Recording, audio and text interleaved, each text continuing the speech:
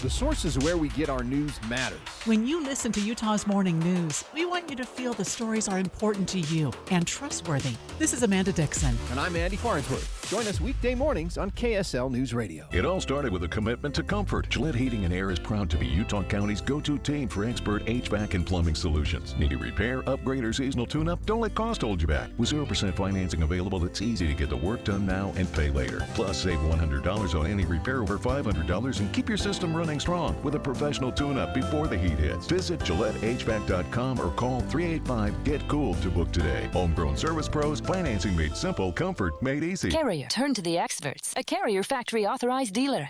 Hi, I'm Utah tax attorney Jordan Wilcox.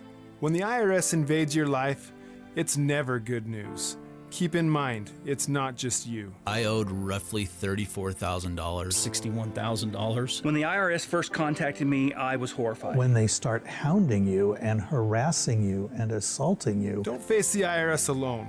With everything in your life at stake, don't trust just anyone. From what I got told was being done in a matter of 2 years, he had done in a matter of like 48 hours. It's a great thing to have the IRS off your back. We have reduced our tax liability by over $42,000. Once I signed on with Jordan, I never talked to the IRS again. It changed our lives. You need someone to fight for you. Visit endtaxworry.com and get relief today. Let's solve your tax problems now. Visit endtaxworry.com.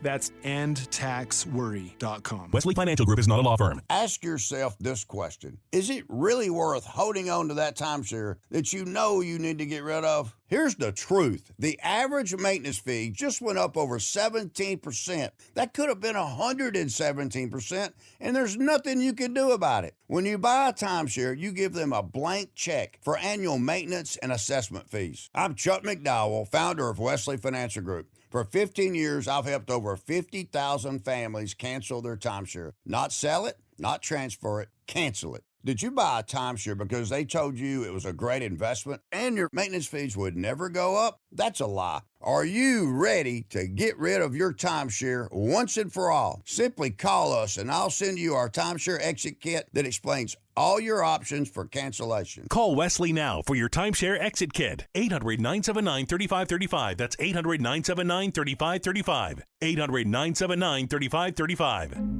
Over the years, you've brought them into your home. You were prescribed opioids after the C-section and after Dad's back injury. They helped when you were in pain, and you held on to them just in case. But did you know holding on to unused opioids puts your family at risk? Trouble with opioids can start at home with unused medicines such as pills, patches, and syrups. You can remove the risk and protect your family. Find out how at www.fda.gov/drug disposal. Emergency traffic on KSL News Radio brought to you by UCCU. Earn 4.24% on savings at UCCU.com. Let's check in again with Cormac Bone. Yeah, your worst delays are on southbound I-215's west belt from Legacy Highway all the way down to the I-80 interchange, where it is still down to one lane. Crew's still working on where we had a crash earlier this morning. But otherwise, delays still from Davis County all the way into Salt Lake County. Legacy Highway bogged down from Centerville into West Bountiful. And I-15 southbound, you're seeing those delays starting at the I-80 merge, I-89, Highway 89 merge in Farmington, reaching down into Centerville, where there is still a crash in the right shoulder, and then slow again from Bountiful all the way into downtown. Northbound I-15, you're seeing those slowdowns still from the south interchange all the way up to 13 South, especially slow through the Spaghetti Bowl. Looking for a dose of love, laughter, and a little bit of magic? Try out our bubbly romantic comedy at the Opera, Donizetti's The Elixir of Love, March 7th through the 15th at the Capitol Theater. Cormac Bone in the KSL Traffic Center. KSL weather forecast is going to be rainy today. Thunderstorms throughout the morning and afternoon. Expect highs in the mid-50s. Right now it's mostly cloudy and 48 degrees. I'm Andy Farnsworth from the KSL Common Spirit Health Studios. Listen online at KSLNewsRadio.com. We're Utah's news, traffic, and weather station. The all-new Inside Sources. Your inside access to the people and policies shaping Utah's future. Here are Greg Skordas and Holly Richardson on KSL News Radio. Well, I repeatedly learned that I should never doubt my co-host, because Friday morning as we were leaving, she said, "It looks like we're going to war with Iran over the weekend. We may have something to talk about Monday morning." Here we go. Here we are. This was something else. I mean, the hit was hard. It seemed like the United States and Israeli forces hit Iran. There's been at least 4 American casualties so far. We're hearing a lot about injuries and problems that happened within the country of Iran, including apparently a girls' school. We don't know too much about the truth of that, but we did see some pictures of a hospital that was hit in Iran. Yeah, and I saw this morning that there were over 2,000 targets that have been hit over the weekend. We know, in fact, this morning I learned that 3 U.S. F-15 Strike Eagle planes were hit by Kuwait. Oops. Right. That's friendly fire, but and everybody was able to get out safely. They ejected, but my brother flew the F-15 Strike Eagle, and this was back in the early days of, I think it was Desert Storm. But he said those planes, first of all, they cost a lot of money, and second of all, they are so highly technologically advanced that even everything in the cockpit is classified. He couldn't tell us anything at all that was on the cockpit. Well, President Trump did express condolences for the 3 U.S. service members killed in Kuwait by an Iranian strike. The attack in response to U.S. and Israeli forces ran across Iran, both sides launching more attacks on Sunday. Here's ABC's Marcus Moore, who is in Doha with the latest. President Trump over the weekend justifying the attack. They've rejected every opportunity to renounce their nuclear ambitions. Instead, they attempted to rebuild their nuclear program and to continue developing long-range missiles. But some experts question whether Iran posed an imminent threat, saying the country was far from acquiring the resources needed to build a nuclear weapon, especially after the strikes on nuclear facilities back in June. President Trump acknowledged the new strikes are to some degree preemptive. So I think one of the things we did learn, and as you mentioned just before we started, that actually one of the injured service members passed away also, so now we have 4. Right. We do have a friend of the show, Amos Guiara, who's joining us this morning. Amos, thank you for being with us again. Always a pleasure. Amos, can you tell us from your perspective, first of all, your involvement, your knowledge, and with the situation there in Iran, and what this means to the Iranian people? So, as I think you and the listeners know by now, I split my time. I teach at the University of Utah. I split my time between Salt Lake and Israel. I'm here in Salt Lake at the moment.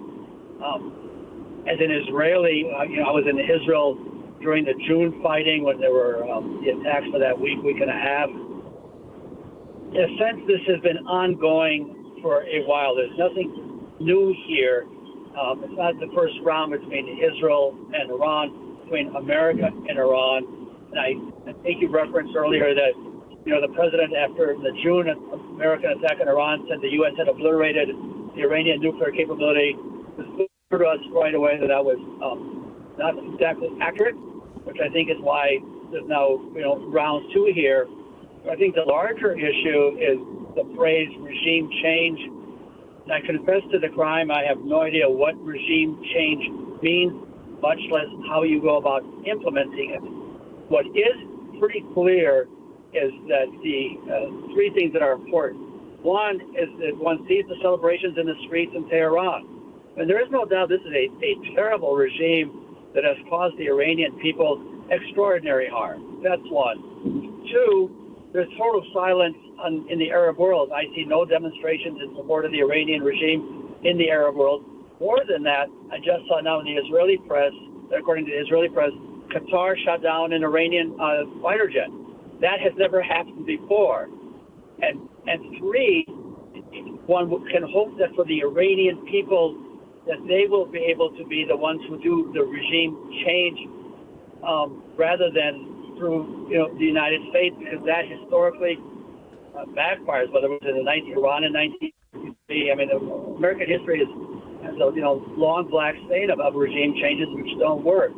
One can but hope for the Iranian people that they will be able to get rid of this regime, and I don't know if the Shah's son is the one who comes back, or some other kind of government, but not this awful regime which has caused harm not only to the Iranians. We also need to be very honest. Iran has been responsible for terror throughout the world, and that also needs to be clearly. And I think that's why you see silence around the world. You don't see Putin in any way coming to Iran's assistance. You don't see the Chinese in any way coming to Iran's assistance. In many ways, I think they've been abandoned by those who they thought were their allies. Full stop. What's the staying power, whether from an Israeli perspective or an American perspective? That's an open question. And obviously now I put on my Israeli hat. There's no doubt that one of the real concerns for us Israelis is Israeli casualties. Yesterday, 9 Israelis were killed by a rocket that penetrated the Iron Dome. 7 Israelis were injured outside Jerusalem yesterday. 16 were injured earlier today in the southern city of Beersheba. So there are obviously going to be casualties on both sides. And I will say one other thing, that my great fear, one of my great fears is, the boots on the ground, whether American forces or Israeli forces, that is a source of real concern. How you go about implementing regime change, I stop with this. It's going to have to be in the hands of the Iranian people, who, for their sake, I hope they can have a better future than they've had the past 48 years since Khomeini came back from Paris, I think in November of 1978.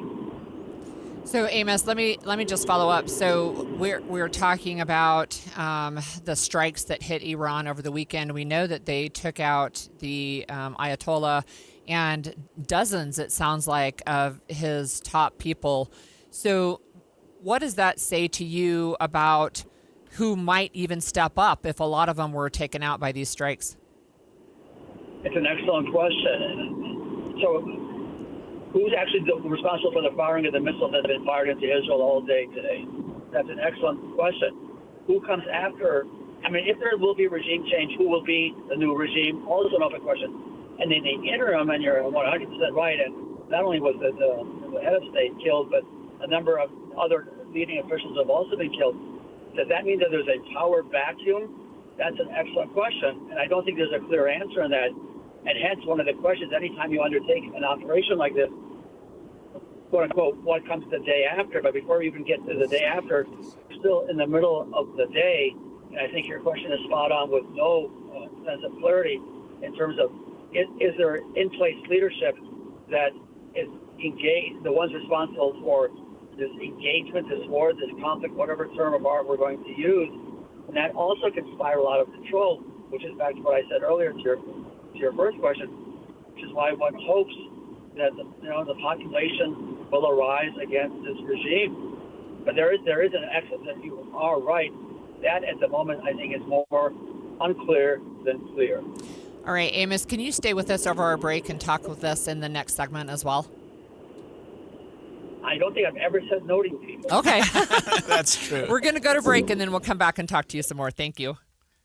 Are you looking to upgrade your home this year? Advanced Window Products is your local window and door manufacturer that sells direct to the public. That's right, celebrating 40 years serving Utah since 1986. And right now, it's the New Year, New Window Sale. Get $2,500 off when you buy 10 windows or more. Our windows are made right here in Salt Lake City. Sales and installation are all in-house, meaning no middleman markups. You get the most affordable, high-quality custom windows in the state. We build it, we install it, and we guarantee it for life. Every window comes with a lifetime warranty, labor, glass, and parts included, serviced by our local team, and the warranty is transferable to the next homeowner. Financing is available too. Save now, pay later, with payments as low as $150 a month. Buy local and support the local economy. Don't wait. Buy 10 windows or more and get $2,500 off. Beat the rush and call today. Call us at 801-850-9100. That's 801-850-9100. Or visit us at advancedwindows.com. I'm back to doing what I love and more,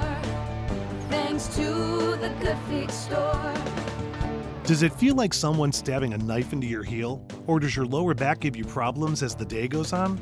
The Good Feet store wants to help you like we helped Ann. Every time I stood up, pain just shot up my legs. Fortunately, I found the Good Feet store. I went to them after my doctor diagnosed me with plantar fasciitis. And now, thanks to the Good Feet store, I'm 100%. Wouldn't it be nice to get back to doing what you love, like Patrick did? I was in constant pain. Somehow my fiance and I found our way into the Good Feet store. Put my foot on the arch support system. I put them in my shoes, my back, my knees, my ankles. Thank you. Thank you, everybody at the Good Feet store. You gave me my active life back. Learn more or schedule an appointment at goodfeet.com and come in and get your free personalized fitting at the Good Feet store. We have locations in Farmington, Riverton, and Sandy. Thanks to the Good Feet Store. Jane Dawson did something smart. She saved hundreds on auto insurance switching to Progressive. With the money she saved, she got herself a pricey bird feeder with an ultra-high-def camera. Should Jane have just bought a regular bird feeder? Yes. Is it hard for her to admire nature when the camera doubles as the bird's potty? Also, yes. But it's Jane's savings, and if she wants to spend her time watching the digestive habits of the white-breasted nuthatch, we say you go, girl. Switch and see if you could save with Progressive and treat yourself. Progressive Casualty Insurance Company and Affiliates. Jackson Hewitt handles your taxes and your stress. Inhale our no surprise price of $149 or less. Exhale, paying more for complicated taxes. You won't. Inhale new tax law knowledge. Exhale, missing out on your biggest refund? Certainly not. Don't miss paying $149 or less. Rest easy. Jackson Hewitt's got your taxes. Guaranteed. Limited time offer for new clients on federal returns. Participating locations only. Terms at jacksonhewitt.com/149. Email from school about the incident today. Scary. Tell me about it. Did you have any idea that was going on? None. I mean, you saw Derek at the game last night too. Did you have a clue? No, but you know, teachers like me, parents, we don't always know as much as you guys do. Kids hear first about what's going on with other kids. Half the time, it's rumors. It can be hard to tell sometimes, but if you're ever concerned about a friend who's having trouble with alcohol, prescription drugs, bullying, violence, anything, you need to tell an adult. Mom or me, a teacher, coach, school counselor, someone you know and trust. Dad, no kid is gonna tell an adult about that kind of stuff. I get it, but if we don't know, we can't help. Speaking up about a problem, that's what helping a friend is all about. For more information, visit underagedrinking.samhsa.gov. We asked parents who adopted teens to share their journey. There are many times I thought, I can't do this. I mean, what parent isn't worried about? What am I not doing right? What am I not doing enough? And then I realized, wait, that's being a parent. Don't worry about being perfect. I've had around 3 other mother figures in my life, but only one of them has taught me how a mother loves. The greatest reward for me is he makes me better every day. I would tell a family considering adopting a teenager that teenager, whoever it is, needs you, and they need what you have to offer. Taylor's given me hope. He's our son, and that is what he will always be. Learn about adopting a teen from foster care. You can't imagine the reward. Visit adoptuskids.org to learn more. A message brought to you by Adopt US Kids, the U.S. Department of Health and Human Services, and the Ad Council. The new Inside Sources. Back to the conflict in Iran with Iran's supreme leader and his top military brass dad. The question now remains, who replaces the regime if in fact it falls? Across Iran, celebrations large and small. But in Tehran's main square, a likely organized demonstration of support for the regime, including chants of death to America. President Trump told the New York Times he has, quote, 3 very good choices for who could lead Iran, but he says he won't reveal them now. Well, he also said he had good choices, but they were dead also. So we have with us still Amos.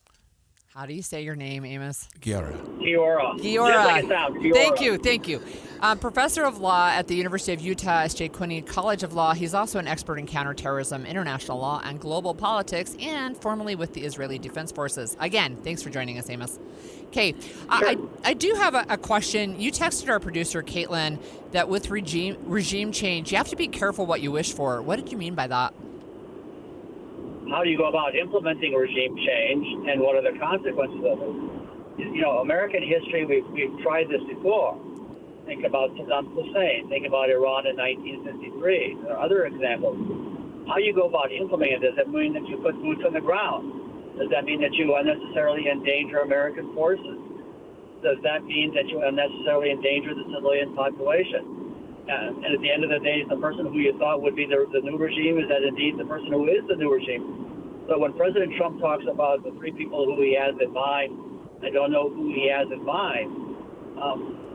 On the other hand, there's no doubt that this is a terrible regime in terms of the sheer brutality internally. I mean, they've caused extraordinary harm externally, but they've also caused a terrible harm internally.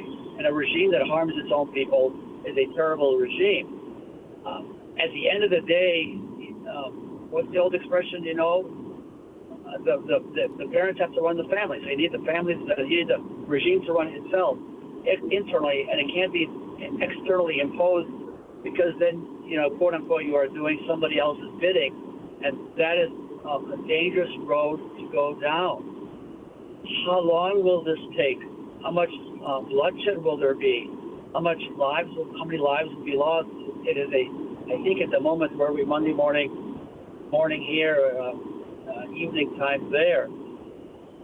I say with a sigh, there are far, far more questions than answers, with, I fear, a long road ahead. On the other hand, there are, again, not to repeat, because go on repeat, the Iranian nuclear threat, which I never understood why they need the bomb, but they were trying to create the bomb. What state was it in? The harm they caused internally and the harm they caused externally. I get why there are celebrations in the street. I totally understand that. But at the end of the day, the next ruler or head of state, whether it's some kind of, you know, Shaw-like constitutional monarchy or something like that, one can again hope for them that in the long run this will all be beneficial. But there's no doubt that this will take time. This is not, I hate the sports analogy, I apologize. This is not a one and done, or so we say in Hebrew. It's not a bang the gemarnu. It's not going to end, you know, by the time we finish this show. And I add one other point. I have one more point. I apologize. Sure. I don't know what the staying power is of the U.S. government, and there is a thing called the U.S. Congress, which so far has been sidelined in polite English, and I don't know how that plays a role in all this. And looming down the road are, you know, midterm elections. We also have elections in Israel in October. And at some point, the political dilemma, political question, political reality also becomes a component in all this. Yeah, and we're seeing that the political support of this, at least in the United States, is not what maybe the president thought. I think 27% Americans favor this operation, 43% against. But speaking of which, the regime in Iran had about a 20% support among the populace there. So that would seem, Amos, as though that the people are ready for a change, and that maybe that there has to be something, maybe not necessarily organized, that should be organized fairly soon, so that they can take advantage of the current weakness of the current regime. Don't you think? I have no idea where those numbers come from, and those kinds of regimes. I don't think polling is exactly like the Gallup polls, and I would be extremely hesitant to believe this number or that number. What one does hear is support, for instance, within or amongst the Iranian diaspora, which I think is something that's important. But again, the question will be: will the Iranian population turn on the regime? But we also need to be honest and remember that in the late 70s, when Khomeini is coming back and the end of the Shah, the Iranian public population was eager to get rid of the Shah for, I think, probably understandable reasons. Is this what they were cheering for? This terrible clerical government, which caused an extraordinary harm? Don't know, and that's again why there's always so many complicated geopolitical questions, which require the kind of intelligence gathering apparatus, which clearly both Israel and the United States have here. Otherwise, the killings would not be possible. But you also need to, again, have enough internal positive forces ready, willing, and able to step into the breach to run a government. I don't mean in any way, I mean this very seriously. You need people in place to, quote unquote, pick up the garbage in the morning and to run a country. It's challenging, and here not only is it challenging, but you have to, in many ways, I would think, rebuild the country, given again the harm of the past almost 5 decades. So, Amos, we only have a couple minutes left, but I wonder if you could speak again to support for these actions by the U.S. and Israeli governments from neighboring countries. What are we seeing there? I think three things. One, total quiet in the Arab street. And I keep looking for demonstrations in the Arab street against Israel and America. Have not seen. There was the one demonstration attack on the American consulate in Pakistan, which resulted, if I understand correctly, in a number of deaths. Other than that, I haven't seen anything. That's one. Two, I've not seen any criticism of America from any leader of the Arab world. And three, according to the Israeli press, which I just went online before the first call, Qatar shot down, and at least one Iranian jet. I don't recall that ever happening before.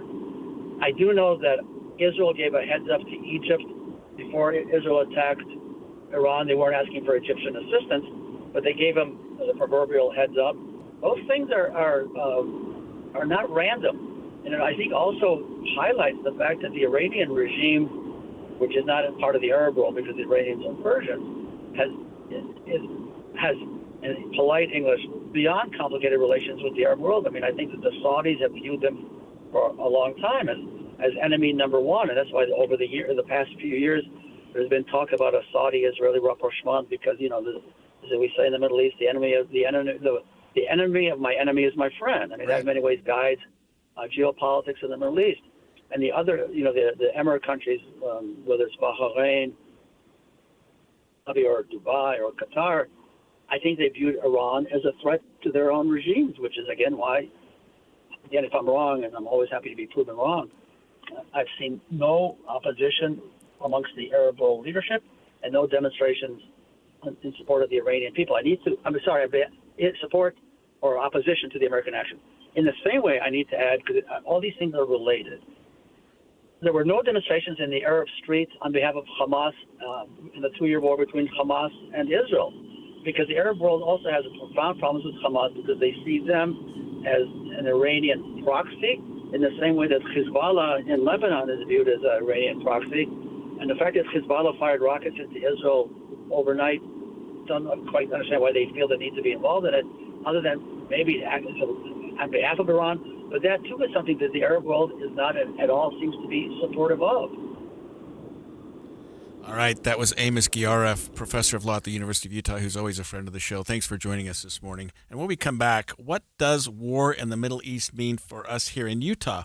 We'll talk with a former FBI supervisory special agent who will help us break down the threat of retaliation in the U.S. straight ahead. 9:30 at KSL News Radio. I'm Andy Farnsworth. KSL's top story this hour, a former deputy police chief says local law enforcement is going to have to be on high alert in case Iran decides to target Utah in retaliation for the U.S. strikes over the weekend. We're going to have the Olympics in the next few years. We've got the Church of Jesus Christ of Latter-day Saints. We have major universities here. We are a target, unfortunately. Former Unified Deputy Police Chief and National Defense expert Chris Bertram says while Utah isn't as big of a target as major population hubs like New York and Los Angeles, he says it'd be a mistake for us not to keep our guard up. Bertram says law enforcement will have to keep a close eye on our universities and other major gathering spots, as well as our critical infrastructure. Many Iranians in Utah say they are happy to hear about the death of the supreme leader of Iran. Kathy Vazirnejad fled Iran 40 years ago and tells KSL she has been waiting for an end of the regime ever since. I think President Trump gave us the best gift at attacking this government and kill all of those people. Local American-Israeli political experts worry about the loss of life and how long the U.S. plans to stay involved, but say a change in leadership in Iran has many benefits. Our top national story this hour from ABC News. Investigators are looking into the possibility of a Texas mass shooting being related to the strikes in Iran. Here's ABC's Hannah Battah with more. Authorities are looking into whether a deadly mass shooting outside an Austin, Texas bar was a reaction to the U.S. attack on Iran. Sources say the 53-year-old naturalized citizen from Senegal was also wearing a T-shirt that made reference to Iran. Police say he opened fire, killing 2 people and injuring 14 others early Sunday. Officers shot and killed the suspect at the scene. The DHS is now warning of potential lone wolf and cyber attacks. Your money at this moment, the Dow is down 238 points to 48,739. Well, the wet commute still has a lot of slow spots. Plus, we've got more rain in the forecast for today. Traffic and weather is next. KSL News Time, 9:32.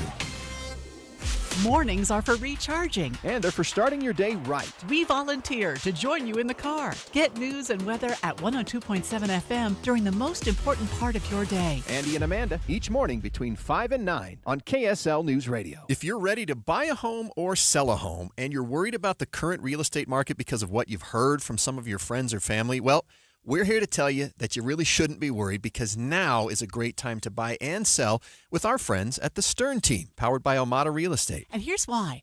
Buyers have more options due to increased inventory, which gives them the power to negotiate for repairs, interest rate buy-downs, and closing cost assistance. While at the same time, sellers are still getting top dollar for their homes, with home values that are higher today than ever before. So whether you're looking to buy or sell, the current real estate market presents a win-win opportunity for both buyers and sellers. But you still do want to make sure that you're working with a team of real estate experts you can trust that can get you some great results. And that's our friends at the Stern Team, powered by Almada Real Estate. They have helped thousands of Salt Lake City homeowners, and they're ready to help you. To get started, just go to thesternteam.com. That's thesternteam.com, or Google The Stern Team. I'm Christian Staples with Arctic Spas. This weekend is the biggest home show of the year, and Arctic Spas will be there with our biggest demonstration of Arctic Spa hot tubs, swim spas, all-weather pools, cold tubs, and saunas. We'll be introducing our new Polar Bear, the biggest swim spa we have ever made. It comes in at 18 feet long, giving you more room for your family fun or swimming. If you're looking for something big, this is the big weekend to find it at the Mountain America Expo Center. With a new Arctic Spa, we are giving away 100% water care automation for free, saving you $4,000. You can get our automatic natural saltwater system and automatic pH control for free. Home shows are awesome to see lots of options all under one roof and to find the best deals for you, saving you time and money. Check out our home show specials and the new Polar Bear on our website at arcticspasutah.com or stop by one of our 3 stores covering all of Utah in Salt Lake, American Fork, and St. George. Arctic Spa, the only spa built for Utah's harsh climate. This is the story of the one. As a procurement manager for a hospital system, she keeps every facility in her network stocked and ready. That's why she counts on Grainger to be her single source for thousands of products, from disinfectants to lighting, air filters, and more. And with fast, dependable delivery, Grainger helps her keep every facility stocked, safe, and running smoothly. Call 1-800-GRAINGER, click Grainger.com, or just stop by. Grainger, for the ones who get it done. Jackson Hewitt handles your taxes and your stress. Inhale on no surprise price of $149 or less. Exhale, paying more for complicated taxes. You won't. Inhale, new tax law knowledge. Exhale, missing out on your biggest refund? Certainly not. Don't miss paying $149 or less. Rest easy. Jackson Hewitt's got your taxes. Guaranteed. Limited time offer for new clients on federal returns. Participating locations only. Terms at jacksonhewitt.com/149. Emergency traffic on KSL brought to you by UCCU. Direct deposit gets you $300. Love where you bank. Let's check in with Cormac Bone. Both directions of I-215's west belt are down to one lane at the I-80 interchange, where crews are still working on the concrete barrier in the middle of the freeway, where we did have a crash that affected those lanes. We have heavy delays southbound I-215's west belt from Legacy Highway all the way to the I-80 interchange.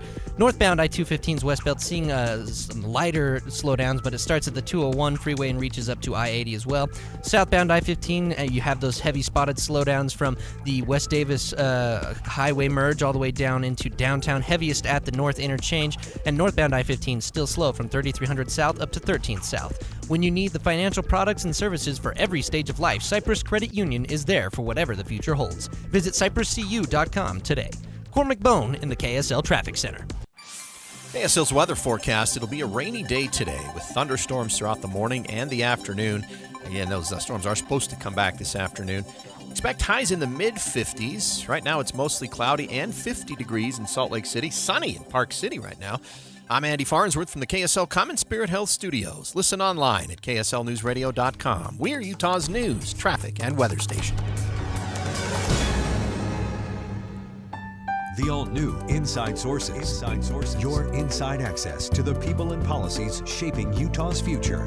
Here are Greg Skordas and Holly Richardson on KSL News Radio. We're continuing our Inside Sources coverage on the conflict in Iran. I guess I'm not going to call it a war yet, but it seems to be headed that direction. The president's calling it a war. The United States and Israeli forces bombed the city of Tehran and other areas there. The fighting has gone back and forth. We know that 4 U.S. troops have been killed so far, and 3 of their F-15 fighter jets have been shot down, apparently by friendly fire. We are expecting Trump to address the nation at any time. He was supposed to speak at 9. We've sort of been just waiting for him to enter the room. That seems to be forthcoming. But before he does that, we do want to talk about the impact of this on America, because obviously with terrorism, with what we've seen with Iran's capabilities, they are capable of doing anything, even right here in our own country. Yeah, and we have with us Carl Schmay. He's a retired FBI supervisory special agent. And Carl, thanks for joining us this morning. Sure, you're welcome. So you spent 22 years in the FBI, and you've investigated domestic and international terrorism.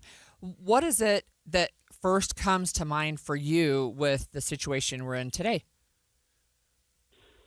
So, Holly, what worries me is that Iran is a very dangerous foe. They have been responsible indirectly for the death of many Americans over the years. They have funded and provided material support to a lot of terrorist organizations like Hamas, like Hezbollah. There was a terrible bombing of U.S. Marines in Lebanon back in the 80s that killed, over 200 U.S. Marines. So they have been extremely deadly, providing arms to insurgents in Iraq that were attacking Americans. And then, of course, the concern is what they could do here in the U.S. homeland. So what role, then, would the FBI play in preventing attacks inside the United States from an external actor? Yeah, so the FBI is the lead agency for counterterrorism here in the U.S., and they've got joint terrorism task forces established in each of their field offices across the country. So I actually led our joint terrorism task force here in Salt Lake before I retired. And what that is, it's a multi-agency task force. So it's led by the FBI, funded by the FBI, but there are agents and officers and police officers from various state, local, and other federal agencies. And so the idea is that each of those agencies brings their own expertise. The local cops might have some just good knowledge about the neighborhoods and who's there. Other federal agencies have areas of expertise, like you might have air marshals that have that air security expertise. You might have Border Patrol people, and state troopers assigned there. So, the idea is that you bring together everybody's strengths, and that just makes for a better team to address and try to prevent attacks from happening here in the U.S. Carl, can you tell us from the standpoint of you as intelligence, what went on in terms of getting this done? I'm sort of talking at the same time. What kind of planning was held between the United States and Israel before this mission took place? Well, Greg, it's pretty clear there was very close coordination. This is really, you can think of this as a follow-on as to what happened in the summer when the U.S. and Israel bombed Iran to try to stop the nuclear program. And what has been reported is that what drove this particular action now is that there was intelligence that was gathered by the U.S. intelligence community that there was a really rare opportunity where all the top leaders from Iran were going to be together. I think there was frustration on the part of the U.S. that negotiations with Iran hadn't been going anywhere. Even though Iran has been bombed before, they have continued to try to produce a nuclear weapon, and that is a major red line for the U.S. So it sounds like they realized after a lot of intelligence gathering that there was an opportunity, and they went ahead and took that opportunity to take out the Ayatollah and some of his, I guess, top people. And now what? What comes next? Holly, that's the big question. I don't know if anybody really knows. how that's going to play out. That's been the concern, because if you look historically back at some of the other actions the U.S. has had, like look at Iraq, for example, we captured Saddam Hussein. It seemed like, that was great. He was a terrible dictator, had killed a lot of people. But unfortunately, that led to a power vacuum. And, the U.S. got involved in an insurgency there that led to the deaths of a lot of Americans. So, that's the tricky thing. Similar situation in Afghanistan. I deployed to Afghanistan with the FBI, and, the U.S. spent many years there. A lot of our people got killed. And at the end of the day, we did eradicate the Taliban initially and al-Qaeda, but there was a power vacuum. The government that took place there wasn't very strong, and ultimately we left, and the Taliban are now back in power. So a lot of times there can be unintended consequences in these type of situations. Carl, the administration in Iran was teetering at best, and now it's even worse. And they already had pretty poor support among the populace, especially in as much as the shutdown, the way that they were treating the people that were protesting. There have been thousands, maybe tens of thousands of deaths. Is it ripe for a new group, a new regime, something completely that we're not maybe not even aware of right now, to jump into the fore and say, okay, we're in a position now to take over the leadership of this country? That's going to be difficult. I think that is the aspiration of many people, because they're sick and tired of the repression from this regime that has been in power for so long.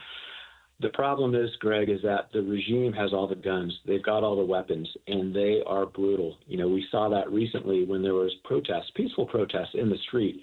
This regime has no problem killing its own people. The Revolutionary Guards and associated militias, because they've got most of the weapons, they've been able to really keep a tight lid on things in Iran. So I'm not aware of there being any sort of like an armed insurgency that's ready to step in to start fighting. I know the President Trump has encouraged the Iranian people to rise up, but without weapons, that's really going to be difficult. Carl, can you stay with us over the break? I want to talk to you about potential cyber attacks and some infrastructure. Sure. Okay, we'll be back right after this break. What's up, everybody? I'm Mike Wilson with Any Hour Services, and if you have a drain that's clogged or backed up, after you've tried the plungers and products, the next step usually involves some kind of drain snake or cabling equipment. You see, sometimes the blockage is far enough down the line that you need special equipment that most homeowners just don't have. That's where the Drains Department at Any Hour Services can help. A drain snake can clear most blockages and get the water flowing again, and clearing blocked drains is what our Drains Department does day in and day out. So if you're a homeowner with a drain line that's clogged or backed up and you'd like one of our drain technicians to come and snake the line for you, it's only $29. Yep, you heard that right. Any Hour Services will snake any drain line with normal access for only $29. Sinks, showers, tubs, toilets, floor drains, laundry drains, even that sewer main line that connects to the city. We'll snake any line for just $29. For help with your drain issues, call Any Hour Services at 801-443-7700. You can Google Any Hour Services. You can even schedule online at anyhourservices.com. No one helps more homeowners than Any Hour Services. More than 50 million Americans suffer from a form of mental illness. And Utah isn't immune, with nearly 1 in 3 people dealing with anxiety, depression, or another form of mental illness. But there's hope. We can all take action to keep ourselves and our loved ones safe. That's why KSL has teamed with the Huntsman Mental Health Foundation to bring you hope and help you thrive. It's Healthy Mind Matters. Find out more at healthymindmatters.com.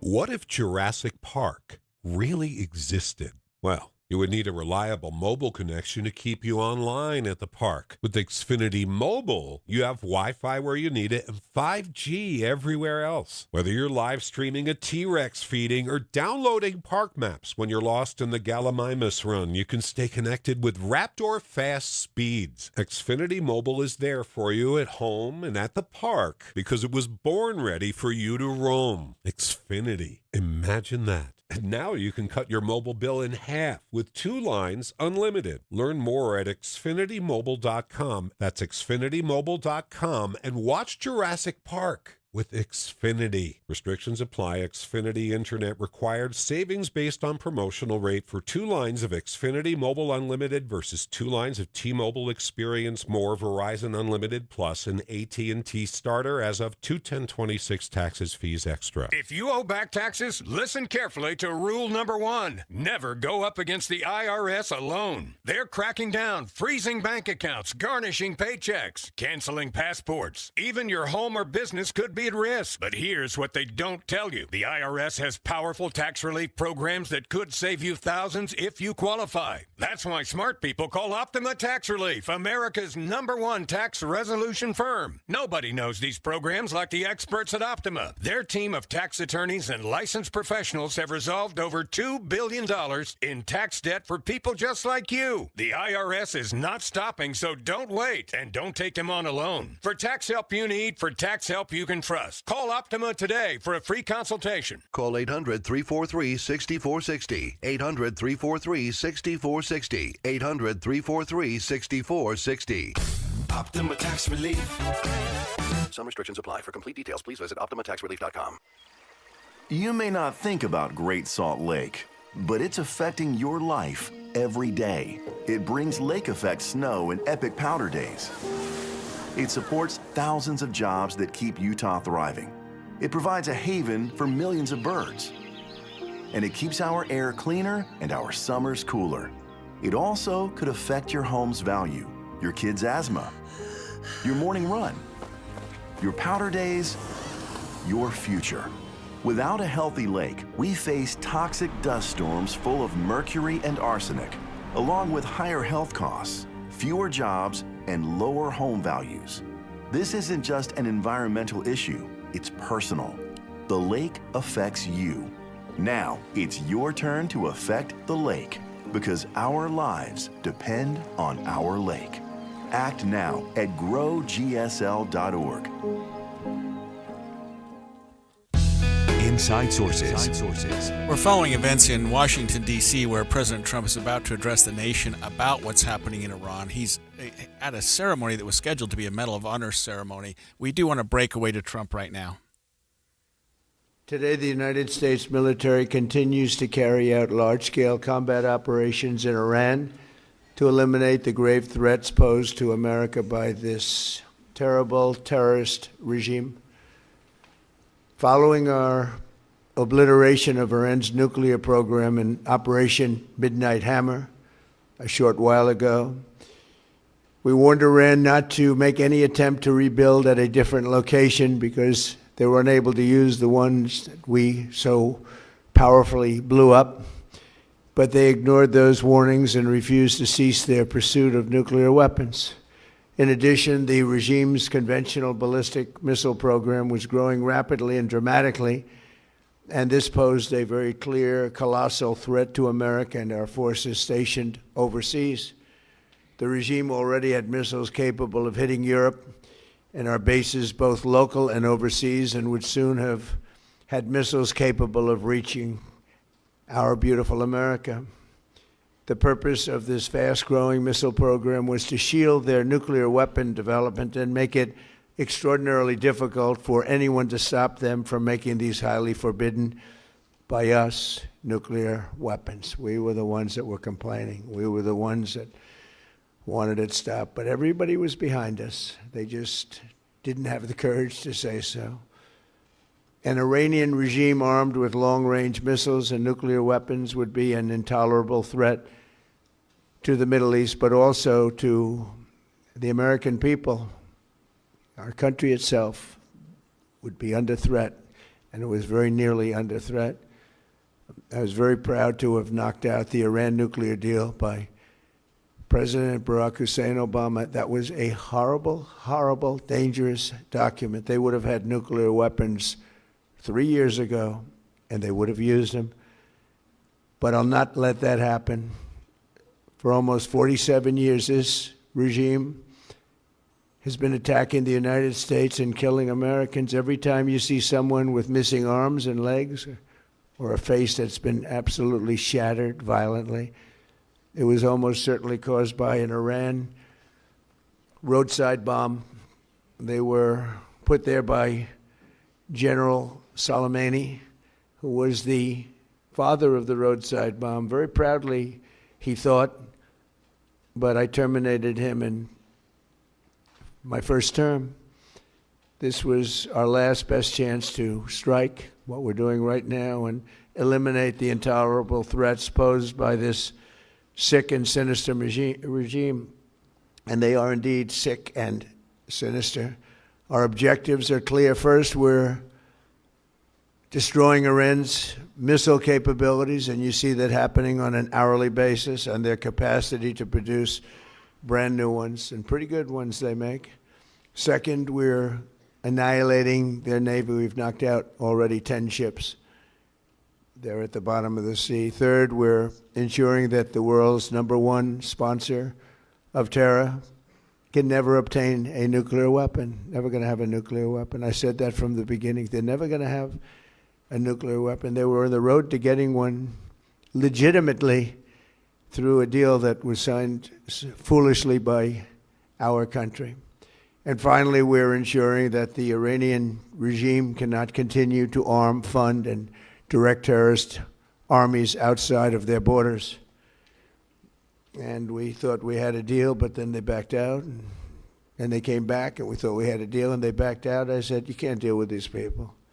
You've got to do it the right way. Today, we grieve for the 4 heroic American service members who have been killed in action and send our love and support to their families. In their memory, we continue this mission with ferocious, unyielding resolve to crush the threat this terrorist regime poses to the American people, and a threat indeed it is. We have the strongest and most powerful by far military in the world, and we will easily prevail. We're already substantially ahead of our time projections, but whatever the time is, it's okay. Whatever it takes, we will always, and we have right from the beginning, we projected 4 to 5 weeks, but we have capability to go far longer than that. We'll do it. Whatever somebody said today, they said, oh, well, the president wants to do it really quickly. After that, he'll get bored. I don't get bored. There's nothing boring about this. Do you agree with that, Pete? I don't think there's anything, Mr. General. I think there's nothing boring about it. Somebody actually said from the media, I think he'll get bored after about a week or two. No, we don't get bored. I never get bored. If I got bored, I wouldn't be standing here right now, I guarantee you that, to go through what I had to go through. We also projected 4 weeks to terminate the military leadership, and as you know, that was done in about an hour, so we're ahead of schedule there by a lot. But please join me in thanking every American service member who bravely is standing in harm's way. They really are incredible, and I just want to thank you. We have a lot of them right here. Thank you very much. Thank you.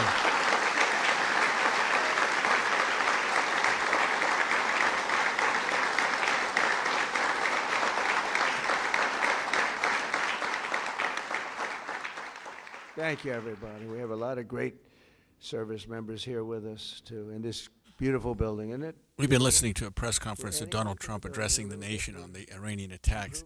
He's now addressing the military. But I wanted to go back to our guest, in part because, and we have Carl Schmay, retired FBI supervisory special agent, with us. Carl, I hope you're still with us. Yes. So Iran is certainly not Venezuela, and they have much more technology.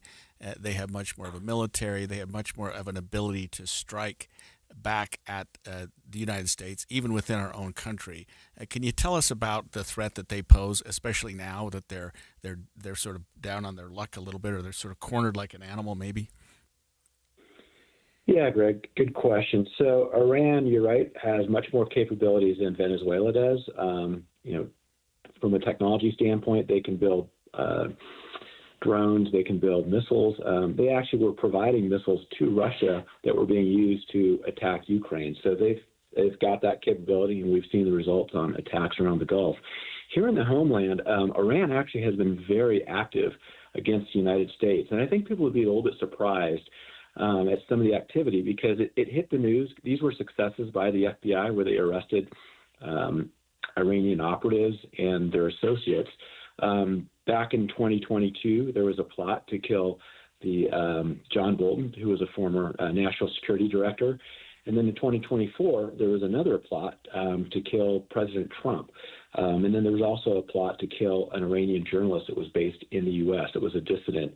And basically what the Iranians were doing was that they had intelligence officers coming into the U.S., and they were hiring organized crime figures from Eastern Europe to conduct surveillance on these targets and ultimately to try to either kidnap or kill these targets. So there has been recent Iranian activity here in the U.S., which is why it's so important for the JTTF and its partners to be vigilant in looking out for any potential ongoing threats. So with a history of plots on U.S. soil, what are you concerned about moving forward? So a couple of things, Holly. Right now it's got to be all hands on deck for the FBI and for the JTTF. I've been a little bit concerned over the past year that the FBI has had some of its resources directed away from its core mission. So we've seen agents going out and helping out with immigration arrests, rather than, agents should be focused on, there's some jobs that only the FBI does. One of them is counterterrorism. And, this is one where we need to have our eye on the ball. We don't want to have another 9/11. So I think it's really important that the JTTF is fully focused. Sharing intelligence with partners is really important. Asking the public to report any suspicious activity is also important. Another thing that we have seen Iran do is conduct cyber attacks, and that's something else for people to be aware of. Yeah, can you talk to us about that, Carl? Because that was actually my next question. The cyber attacks, what we've seen from them historically, and what potentially they could do. Yeah, Greg. So, Iran cannot fight the U.S. militarily. They can't meet us on the battlefield, and so they use what we call asymmetric threats. That's why they use terrorists. That's why they're using things like drones. They pioneered the use of suicide bombers, and cyber attacks is another method that they've used. Going all the way back to 2012, they actually struck Saudi Arabia, their main oil company, which is called Aramco, and they basically took that oil company offline with a devastating cyber attack that ruined the hard drives of a lot of their computers. So they have a sophisticated cyber attack capability that we've seen even here in the U.S. throughout the years. Thank you so much for joining us. That was former FBI Supervisory Special Agent Carl Schmay. We'll be right back with our eye on Utah's Capitol Hill and talk about a bill to censure a judge. We'll be right back.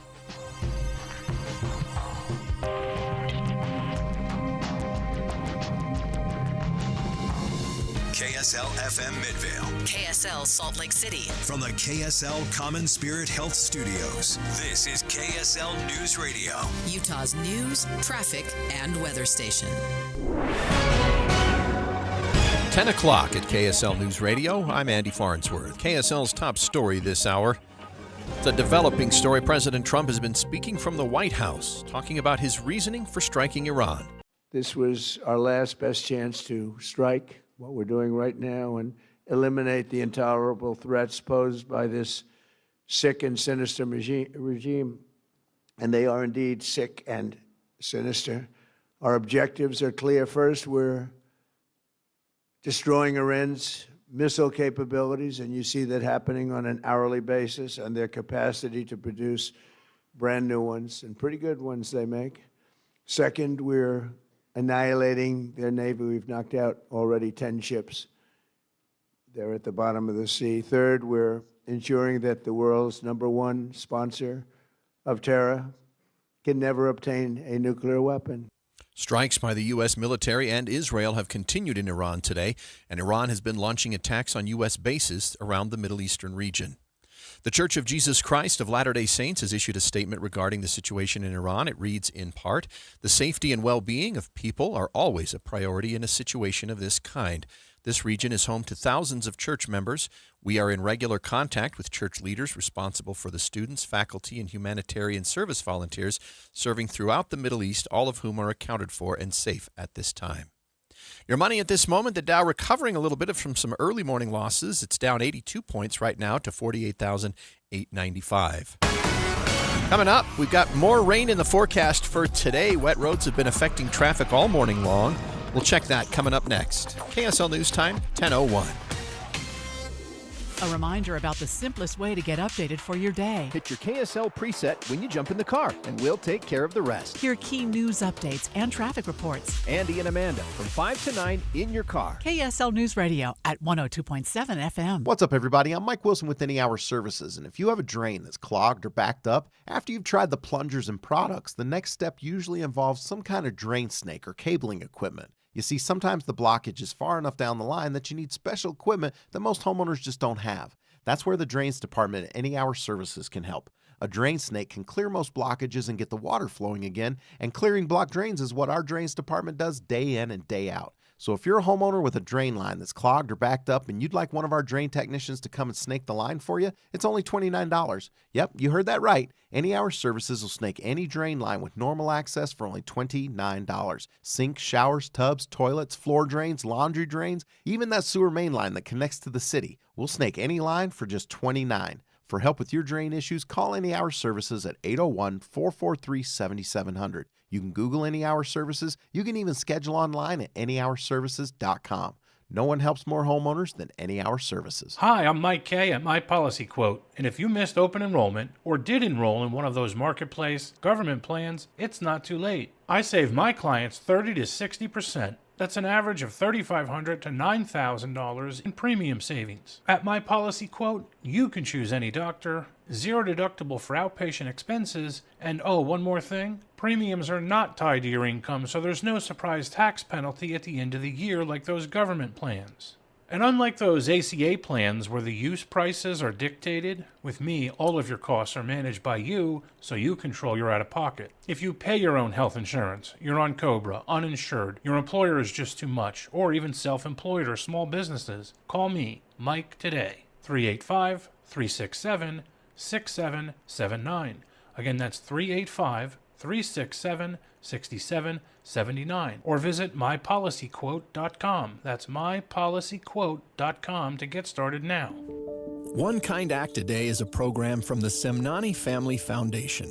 One Kind Act a Day seeks to create kinder communities by inspiring daily acts of deliberate kindness. Their work includes programs in schools, businesses, communities, faith groups, and prisons where they help enhance the culture of kindness and increase a sense of community. The world always needs more kindness. No matter what our background or beliefs are, kindness towards others and ourselves is something that everyone can get behind. Kindness can be big or small, but the ripple effect can reach out in ways that we don't even realize. Wouldn't life be better if we were all a little more kind? You can do your part by starting today. All it takes is one kind act a day. Find out more and take the pledge of kindness at thepowerofkind.org. That's thepowerofkind.org. Emergency traffic brought to you by UCCU. Up to $500 for loan transfers. Love where you bank. Here's Cormac Bone. Southbound I-215's west belt still heavy and slow, but not quite back to Legacy Highway anymore. And both directions are still down to one lane at the I-80 interchange for both north and southbound I-215's west belt. Although northbound on the west belt, you won't really see as much delays anymore, just right at the merge with I-80 where they are still working in the median there with the crane.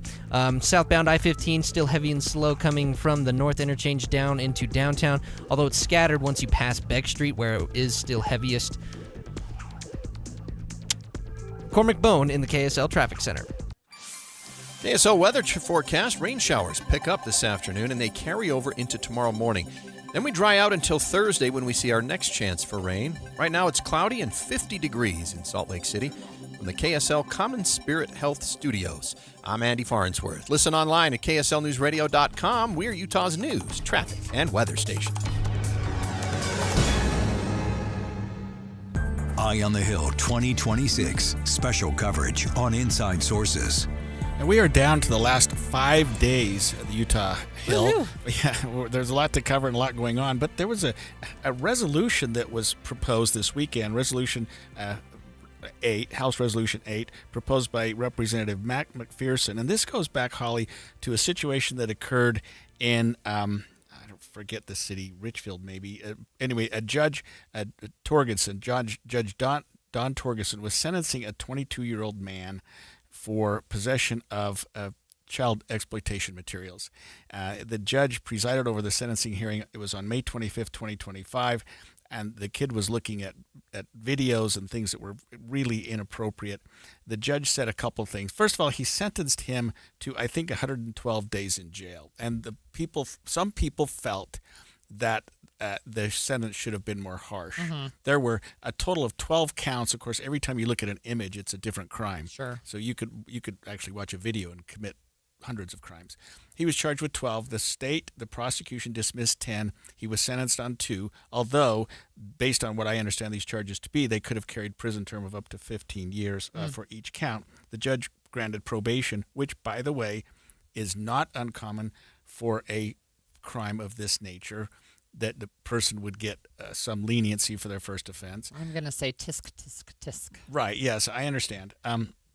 Anyway, 7th District Judge Torgerson said, a few comments that I think what caused most people some grief. One of them, which was, hey, I've seen worse. And he had been a criminal defense attorney, and so probably had seen worse, but that probably wasn't the kind of thing to say. And then he made comments about the kid's privilege. He talked about that you've been raised in a environment where there's privilege, and I just have to think that he was there's sort of a two-edged sword approach to that. First of all, you're privileged and maybe you're going to get a break. And second, I think what the judge was trying to say, which was completely mischaracterized, was you knew better. You had all the privileges. You had everything that some people don't have. Yeah, but they let him out for a time served, right? I mean, so anyway, I understand the concern, but there is a bill, and this House resolution is a bill. It'll have to, I don't know, unless they suspend the rules, it'll have to go through a committee hearing. It was just barely unveiled yesterday, which is a Sunday, which was really interesting to me that the bill was actually unveiled on a Sunday. It wouldn't be the Criminal Justice Committee, would it? Or I don't know. They could actually put it through any committee they think it would pass in. Right, because it's dealing with. So what they're asking for, Holly, is a censorship,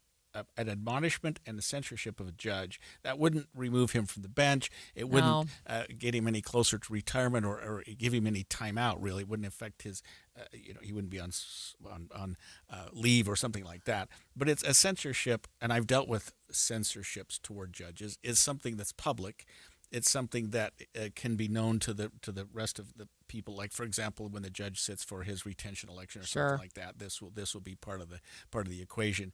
And it's kind of just a don't ever do that again. Kind of a slap down. I mean, it's not even a joint resolution, which means it's just the House of Representatives. And you're right, they would send him a copy of the letter that says you are thereby censured, and you shouldn't have done that. Right, and they're saying to censure the judge for his statements made at a sentencing hearing and express disappointment that the Utah State Courts provided inaccurate information about the statements, which I don't understand the appreciation or what the background of that necessarily. So when KSL was initially reporting the story, the courts defended the judge's comments and his ruling. So that was why they felt like they should have said, hey, you shouldn't have done that. But and you and I could disagree on this, and we probably will. I would say that those statements and comments and the sentence itself, Holly, were not unusual. Now, I know that's disappointing. I know the judge a little bit, and he had practiced as an attorney in the area because it's a small rural. He's in the 7th District, so he'd probably practiced both sides. Maybe done some prosecuting, certainly had done some defense work, and so he's saying, "Look, I used to be in your shoes, defense counsel. I know what you're going through here, and." I'll just tell you this, Holly. The guideline range for this particular crime is typically 6 to 9 months, like 180 to 270 days. So 112, low end of that, certainly low end, and but maybe with good time, not necessarily incredibly low.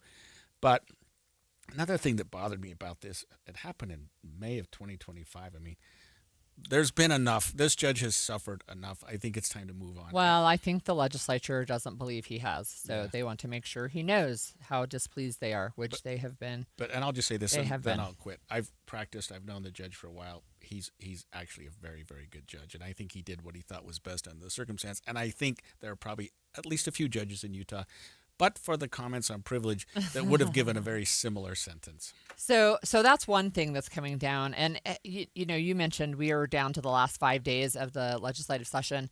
There are 1,010 bills that are now drafted and numbered, which is You knew crazy. somehow we were going to breach 1,000 this I year. know. That was, I know. and Just we because hadn't they just before. cannot help themselves. Right.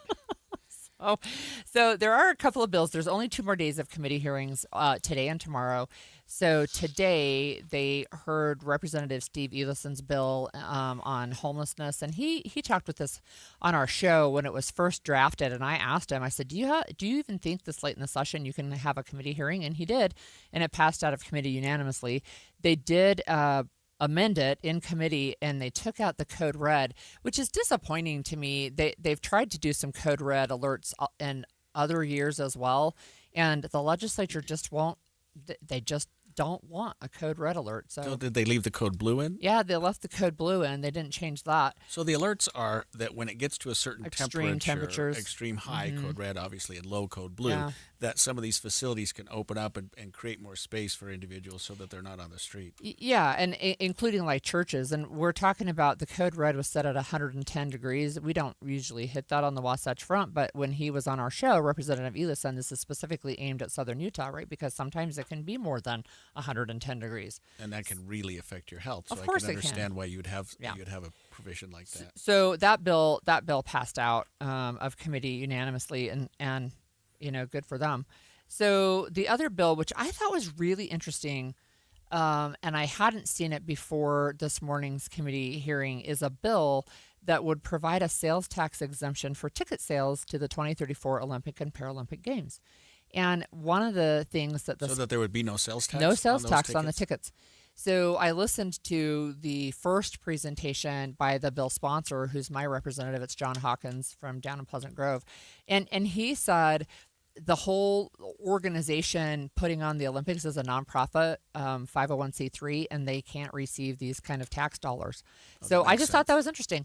So it passed out of the House committee unanimously, passed off the House floor with 4 no votes. They were all Republicans, and it just passed out of the Senate committee this morning unanimously. Let me ask you a quick question. We've only got about a half a minute. But so bills that may be coming forth now, after today, there's no more committees. Does that mean they can't get to the floor? After tomorrow, there's no more committees, and it largely means that, but not exclusively, because you can always vote to suspend the rules. Right. You can hold a committee hearing that wasn't scheduled so that they have at least one hearing. They don't necessarily have to do the 2 hearings, but they can and do sometimes hold one special hearing if they Especially need to. at the end of the day. Especially at the end of the session. Yes, right. They probably won't do it on Friday, but they... I mean, they could do it on Wednesday, perhaps, but I doubt that. We'll see. So when we come back, we're going to talk with Jay Evenson. We're going to talk to him about some of his perspectives on changes that will make it harder to vote by mail in Utah, and that is also on Utah's Capitol Hill. We'll talk about that when we come back. Hi, I'm Utah tax attorney Jordan Wilcox. When the IRS invades your life, it's never good news. Keep in mind, it's not just you. I owed roughly $34,000. $61,000. When the IRS first contacted me, I was horrified. When they start hounding you and harassing you and assaulting you. Don't face the IRS alone.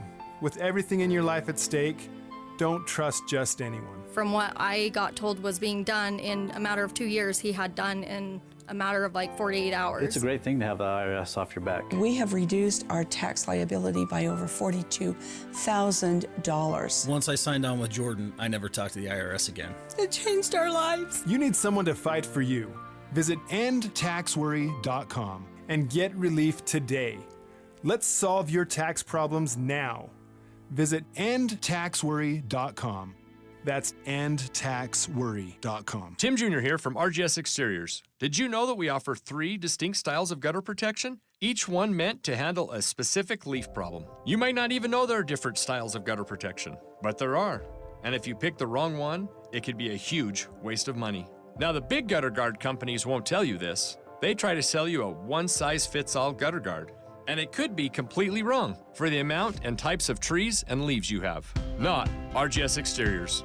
We understand which kind of leaf problem needs which kind of gutter guard. We'll do an in-depth evaluation to assess the types, locations, and numbers of trees in your yard. Based on that data, we match your home to the right gutter guard. So don't risk wasting money on the wrong gutter protection. For a free evaluation and estimate, call RGS Exteriors at 801-280-3110 or visit rgsexteriors.com. That's 801-280-3110 or rgsexteriors.com. Jackson Hewitt handles your taxes and your stress. Inhale on no surprise price of $149 or less. Exhale, paying more for complicated taxes. You won't. Inhale, new tax law knowledge. Exhale, missing out on your biggest refund? Certainly not. Don't miss paying $149 or less. Rest easy. Jackson Hewitt's got your taxes. Guaranteed. Limited time offer for new clients on federal returns. Participating locations only. Terms at jacksonhewitt.com/149. Here's a tale of Tina searching up and down for decent GLP-1s, but got spun around. Tell GoodRx wrote in, hey, we got something new. GLP-1 prescriptions, all FDA approved. Brand name meds, no flags that are red. Clear pricing from the start. None of those hidden fees in your cart. Delivered to your door or pick up same day. Darn tootin'. Save time and money on prescriptions. Hot foot it to goodrx.com/weight loss. GoodRx is not insurance. Business technology has changed a lot over the last 70 years. But one thing hasn't. Les Olson is here. As the years have passed, there's been one constant. And after 70 years and still counting, Les Olson IT is here with the technology and the people to make life easier, more productive, and more secure for your business. Let Les be here for you. We asked parents who adopted teens to share their journey. Nathan has taught me to embrace the moment. Age-wise, I'm in my late 60s. I'm old enough to be his grandfather. Will he be embarrassed to acknowledge me as his dad?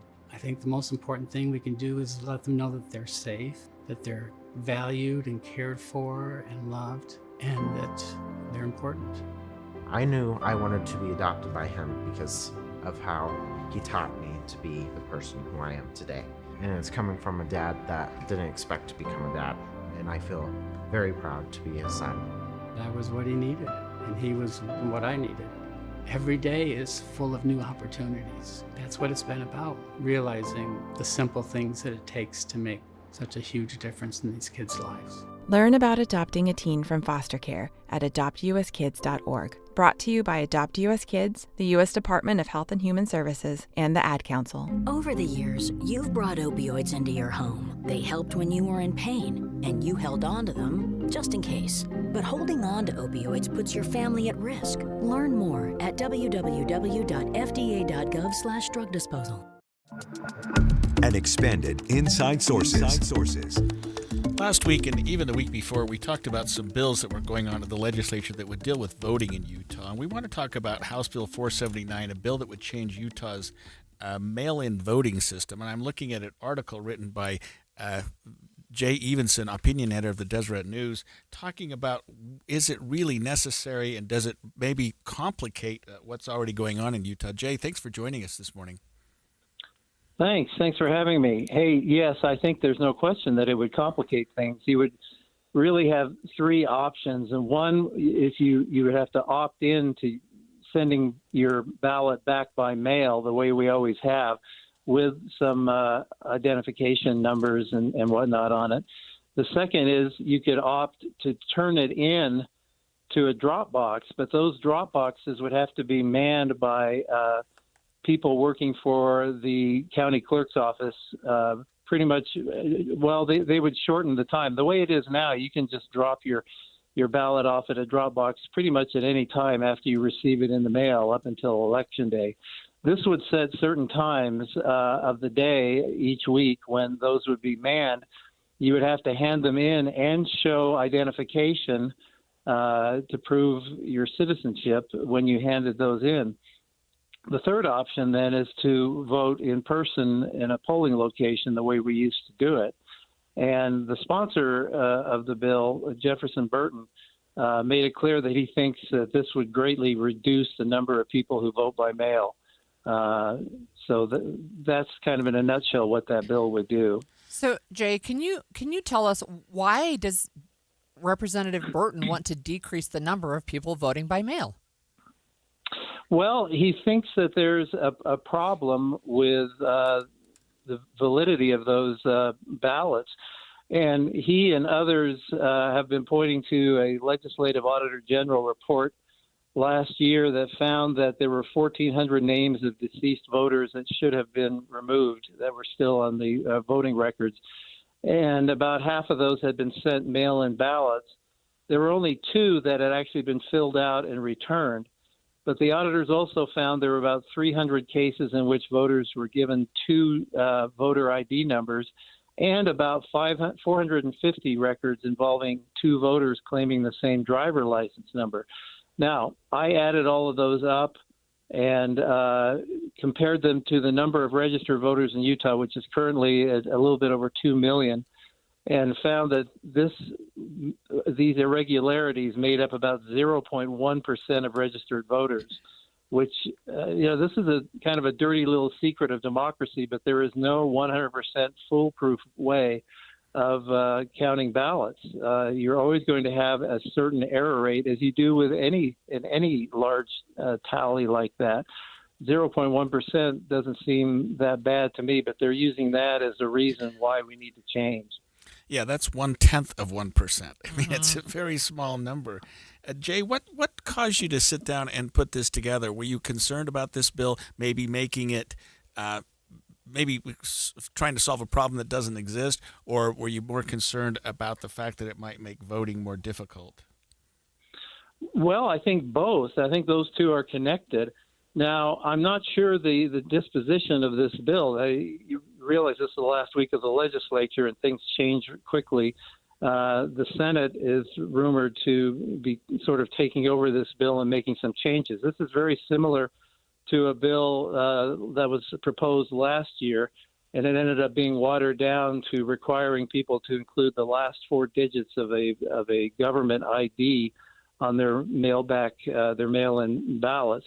So we'll see what comes of this. But we've done a lot of polling here at the Deseret News and the Hinckley Institute of Politics, and we did one a year ago that found 75% of voters had faith that the mail-in balloting system would be counted fairly and accurately.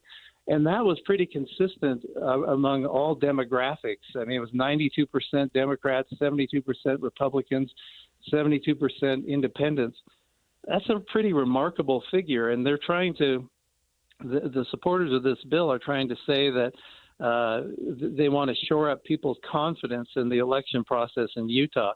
I'm not sure they've made the argument very effectively that it needs shoring up. Jay, I saw some recent polling from Sutherland Institute. You mentioned them, and they said not only do Utah, what they found in their polling, they found that not only did Utah voters like and trust vote by mail, but that they would be less likely to support a legislator who voted to make it go away or make it harder. Yes, that was an interesting poll result. And also that report talked about how if you measure the time from when we started vote by mail around 2014, the voter turnout in Utah has increased dramatically because of vote by mail. We used to be one of the lowest voter turnout states in the nation. I think we were 44th total, and that's increased. I don't have that figure right in front of me now, but it increased quite a bit. And so the worry is that if we remove vote by mail, we're going to fall back down again among those states that don't have a lot of turnout. And that, to me, is a signal of a democracy that's not working very well, that people are not engaged in their government and engaged in their communities. In fact, Jay, vote by mail in Utah has worked quite well, and we are in some respects a national model.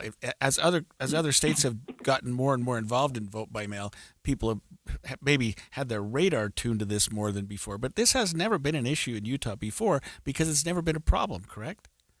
Oh, that's correct. And Utah's an anomaly because there aren't many Republican states that have opted to vote by mail exclusively. And it's worked well here. Of course, it's the Trump administration now that's saying that we need to get rid of voting by mail, that it's the easiest way to doctor ballots or change the outcome, which is simply not true. I mean, if you were going to change the outcome of election, you'd have to commandeer many, many, many votes in order to overturn legitimate results. And the best way to do that is to somehow get a hold of computer databases and manipulate them. Much, much harder to do that with mail-in ballots. We've heard reports about nursing homes where activists will come in and do ballot harvesting. Well, they'll kind of get the older people to fill out ballots for whoever they want them to. I haven't heard of any of that happening in Utah. It's a very rare thing nationwide. There were reports early on that it had happened in Florida, but I think we really are trying to solve a problem that doesn't exist. So I'm looking actually at the bill. It's been circled in the Utah House, but as you mentioned, that they circled it on Friday. That just means that they may or may not get back to it. Right, they're taking a pause and trying to figure it out. I think the Senate has a little bit more of a go slow attitude toward these huge election changes. So we'll see in the next couple of days what happens. All right. Thanks for joining us this morning. That was Jay Evenson, opinion editor of the Deseret News. And would you just clear that up, that last comment? It's been circled? Yeah. Meaning? It means that they're not talking about it right now or voting on it right now. So circle is like being put in timeout. So they actually have a part of the calendar where you put the circled bills.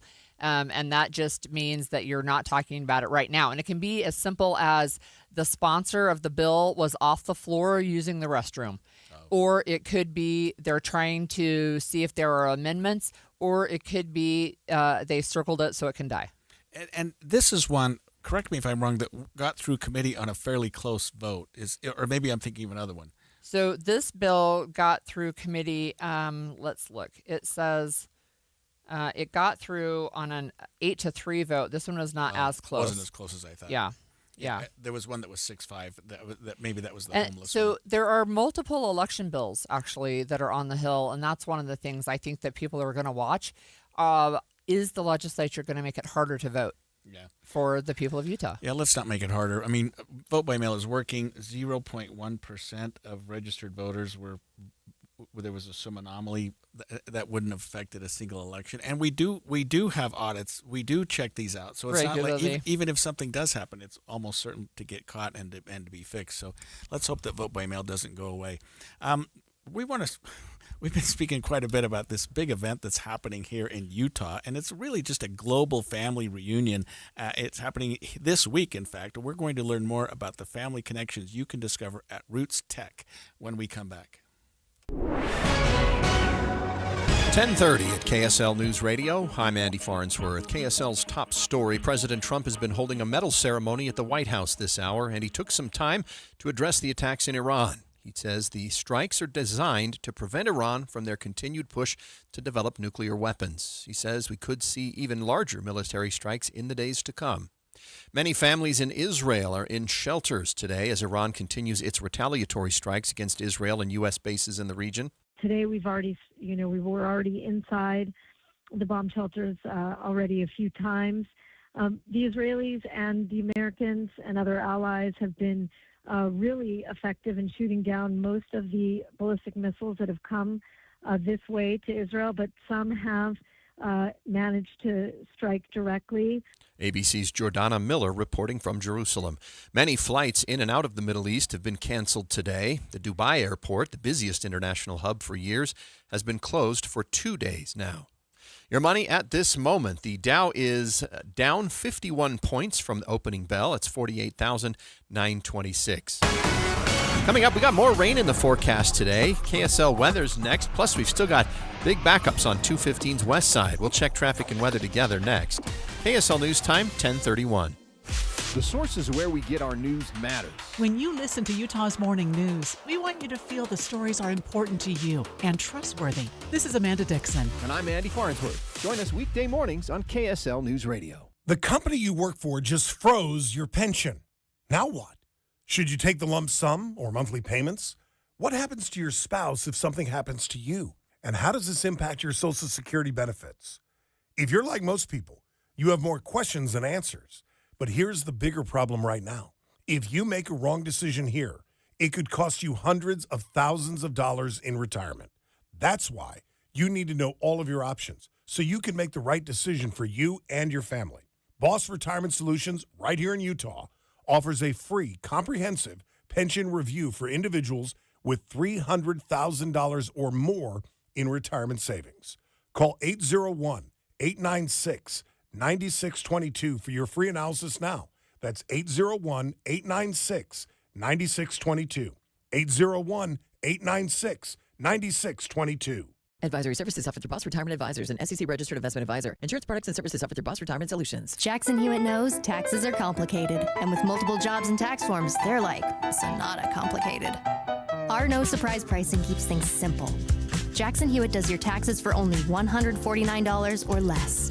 And since we know all the new tax codes, you could get thousands back. So what are you waiting for? Hurry. File with Jackson Hewitt today for only $149 or less, guaranteed. Limited time offer for new clients on federal returns. Participating locations only. Terms at jacksonhewitt.com/149. I know that hiring can be challenging. You sort through tons of resumes and you get too many so-so applicants. You're just waiting for someone to match your role perfectly. Well, now there's a place where you can meet them fast. ZipRecruiter. Need to hire right away. Start your search for strong candidates. The right fit awaits.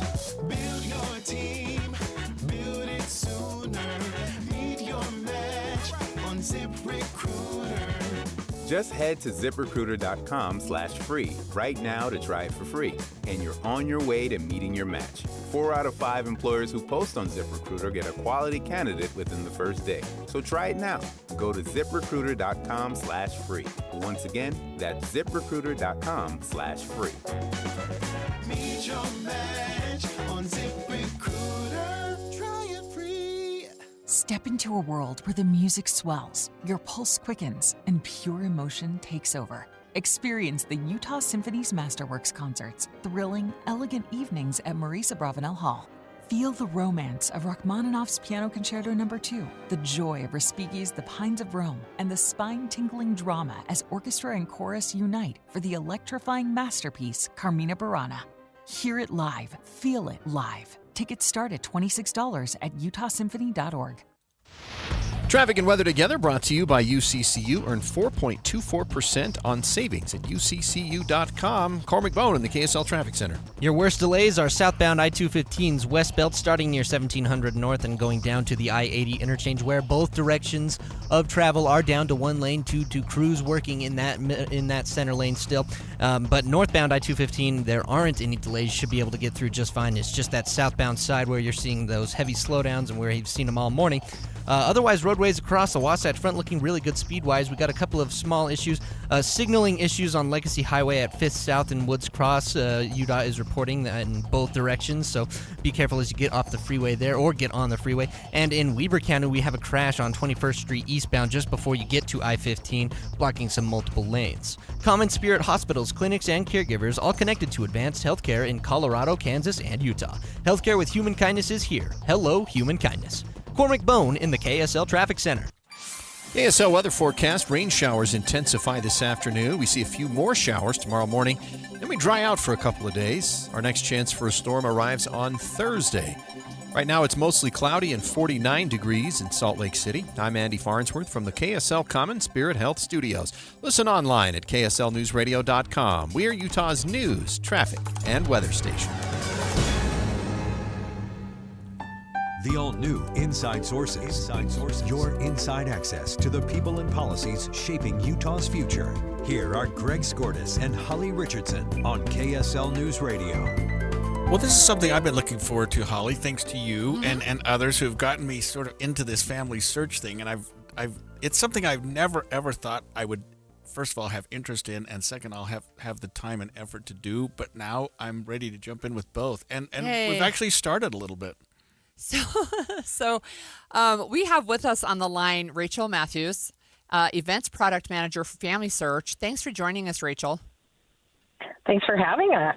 So And me. first of all, I have to let you know that I have been watching or listening, actually, because I do it while I'm driving, videos getting me ready for Roots Tech this week, and you're on several of them. So tell us what your role is with Family Search.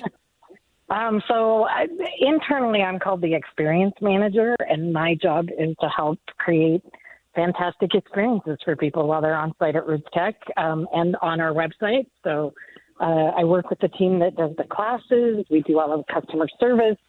We do lots and lots of web publications. But anywhere that there's an opportunity to help people have taste it, smell it, touch it, and have a great experience, that's what my team works on. So, Can you tell us, our listeners, what Family Search is and Roots Tech? Sure. So Family Search is a free online resource, to help people do their family history. So you can log on to our site anytime, anywhere in the world for free and build out your family tree and start making connections through historical records and connections with other people and books that have been scanned to start building out your genealogy and figuring out who you are and where did you come from. And Roots Tech is a conference sponsored by Family Search. So we are the world's largest family history event. We are online and in person in over 40 languages, 25 site languages, plus a whole bunch of classes in languages beyond what our website's available in. We are in the Salt Palace here in Salt Lake City on top of all of that with an in-person experience at the end of this week. But we're here to help you figure out what are the next steps to building your family tree, whether you're just getting started or you're an advanced researcher. All right, Rachel. So answer me this. What is hot this year? Oh, what is hot this year? Well, the two hottest topics this year are DNA, always. This has been just an ever-increasing and ever-changing field for genealogists, and it's making connections for people that they would have never been able to connect on. And then AI. And AI is doing some incredible things for genealogists in helping people trace their family tree, read the unreadable record. It's just amazing how people are applying it to what they're doing, and then they're teaching the rest of us that maybe are a little further behind on how to do it too. Rachel, can you talk to our listeners a little bit more about what you just said in terms of technology has increased and how, just because I don't know AI as well as I should, how has that helped this search process? Just making access to much more material? Yeah, amongst other things. So there are people who use it to help them with their conclusion finding and saying, okay, have I crossed all the T's and dotted the I's? Is this really my John Smith? But they also are using it, and we're using it to help with historical records. So I don't know if you've ever indexed, or maybe you've sat and you've transcribed or indexed a record to help someone else with their family history. But today we're using computer-assisted indexing, AI-driven, to learn how old handwriting works, how records were formed, what the patterns are in those things. And they're able to index in seconds. AI indexes in seconds what it used to take us months and sometimes years to index. And it's expanding it. So we used to create an index for a historical record. So we'd say, okay, here are all the names on this and birth dates and relationships to parents. But a lot of times hidden in a record is the story. And now with AI, we're able to read the record and get that whole thing transcribed so you can search for it on the web and actually get a return search and find that document that might tie you to the history of your family and where you came from. You know, I have to share that I have tried my hand at indexing before AI was helping, and it was hard. It was hard to tell, was that an R or an S or an F? Oh, 100%. And then you get a handwriting from another country where they might shape those letters totally differently, too. So in fact, my maiden name is Tree, like the tree outside, but I am pretty sure as I look back through the records, it used to be free, and somebody didn't see that little line on the F, and so we went from free to tree. There you go. Well, I'll give you another little hint. When you're looking at a historical record and you're having a hard time reading it, somebody taught me that if you stand up and look down on it on your computer screen, more like the angle someone would have been handwriting it on a desk, you can read it better. So if you're looking straight on, it can get really hard to read because that's not the angle somebody was writing at. But if you stand up and look down, you can read that F instead of that T. That's a good tip. Look, I want to ask you a question. I know you've been involved with Family Search for a little while, and I'm wondering if you could just tell us what it was like or what it is still like to watch Family Search go from a local Utah event to now a worldwide phenomenon. Oh, well, so my first Roots Tech was 2014, and I remember we kind of doubled in size that year in the Salt Palace, and I thought, gosh, it's so big. How can an event get any bigger? And, you shouldn't ask questions like that because it's just grown and grown in amazing ways. So we had growth years here in the Salt Palace. We went to Roots Tech. We took Roots Tech on the road to London and did 2 Roots Techs in 2019, which was an amazing experience. And we were able to kind of go a little bit global with it. But then came the pandemic years. And so 21 and 22, I really believe we were given the opportunity at 15 years worth of international growth in 2 because of being forced to be entirely online. It allowed us to add languages. It allowed us to talk to people in so many other countries because we were all kind of sitting at home. And Family Search and family history became a really interesting thing to do while you were not able to go out with your friends and do some of the social things that we had done in the past. And so I look at it, and if anybody had told us at the 2020 conference that within a year we would have had people in 238 countries and territories that first year, and content in 43 languages, we were all just laughed. We just said, we're not set up for that. But we were able to do that in a really short window of time because of the trouble of the pandemic. I don't want to think that's why it happened, but, thanks to the rest of you for staying in for 2 years so that we could have all that great growth. All right, Rachel, we've got less than a minute, but can you tell our listeners again, Roots Tech Conference, when it is, where it is, and how they can get into that event? Absolutely. So go to www.rootstech.org. We are online and in person starting March 5th. And at the Salt Palace, if you're in the greater Salt Lake area, and you can join us. And we run through Saturday, so March 5th through March 7th. But if you can't get down here, just get online on rootstech.org. You can register today for free for online and join us. Please be with us this week. Thank you so much. That was Rachel Matthews, Events Product Manager at Family Search. And she's been doing Roots Tech since 2014, she said. All right, here is a pivot, and this is a little bit funny to me. New data is showing us that almost 40% of employees say that they have cried at work. I think I made it a week here on this show before I was crying on air.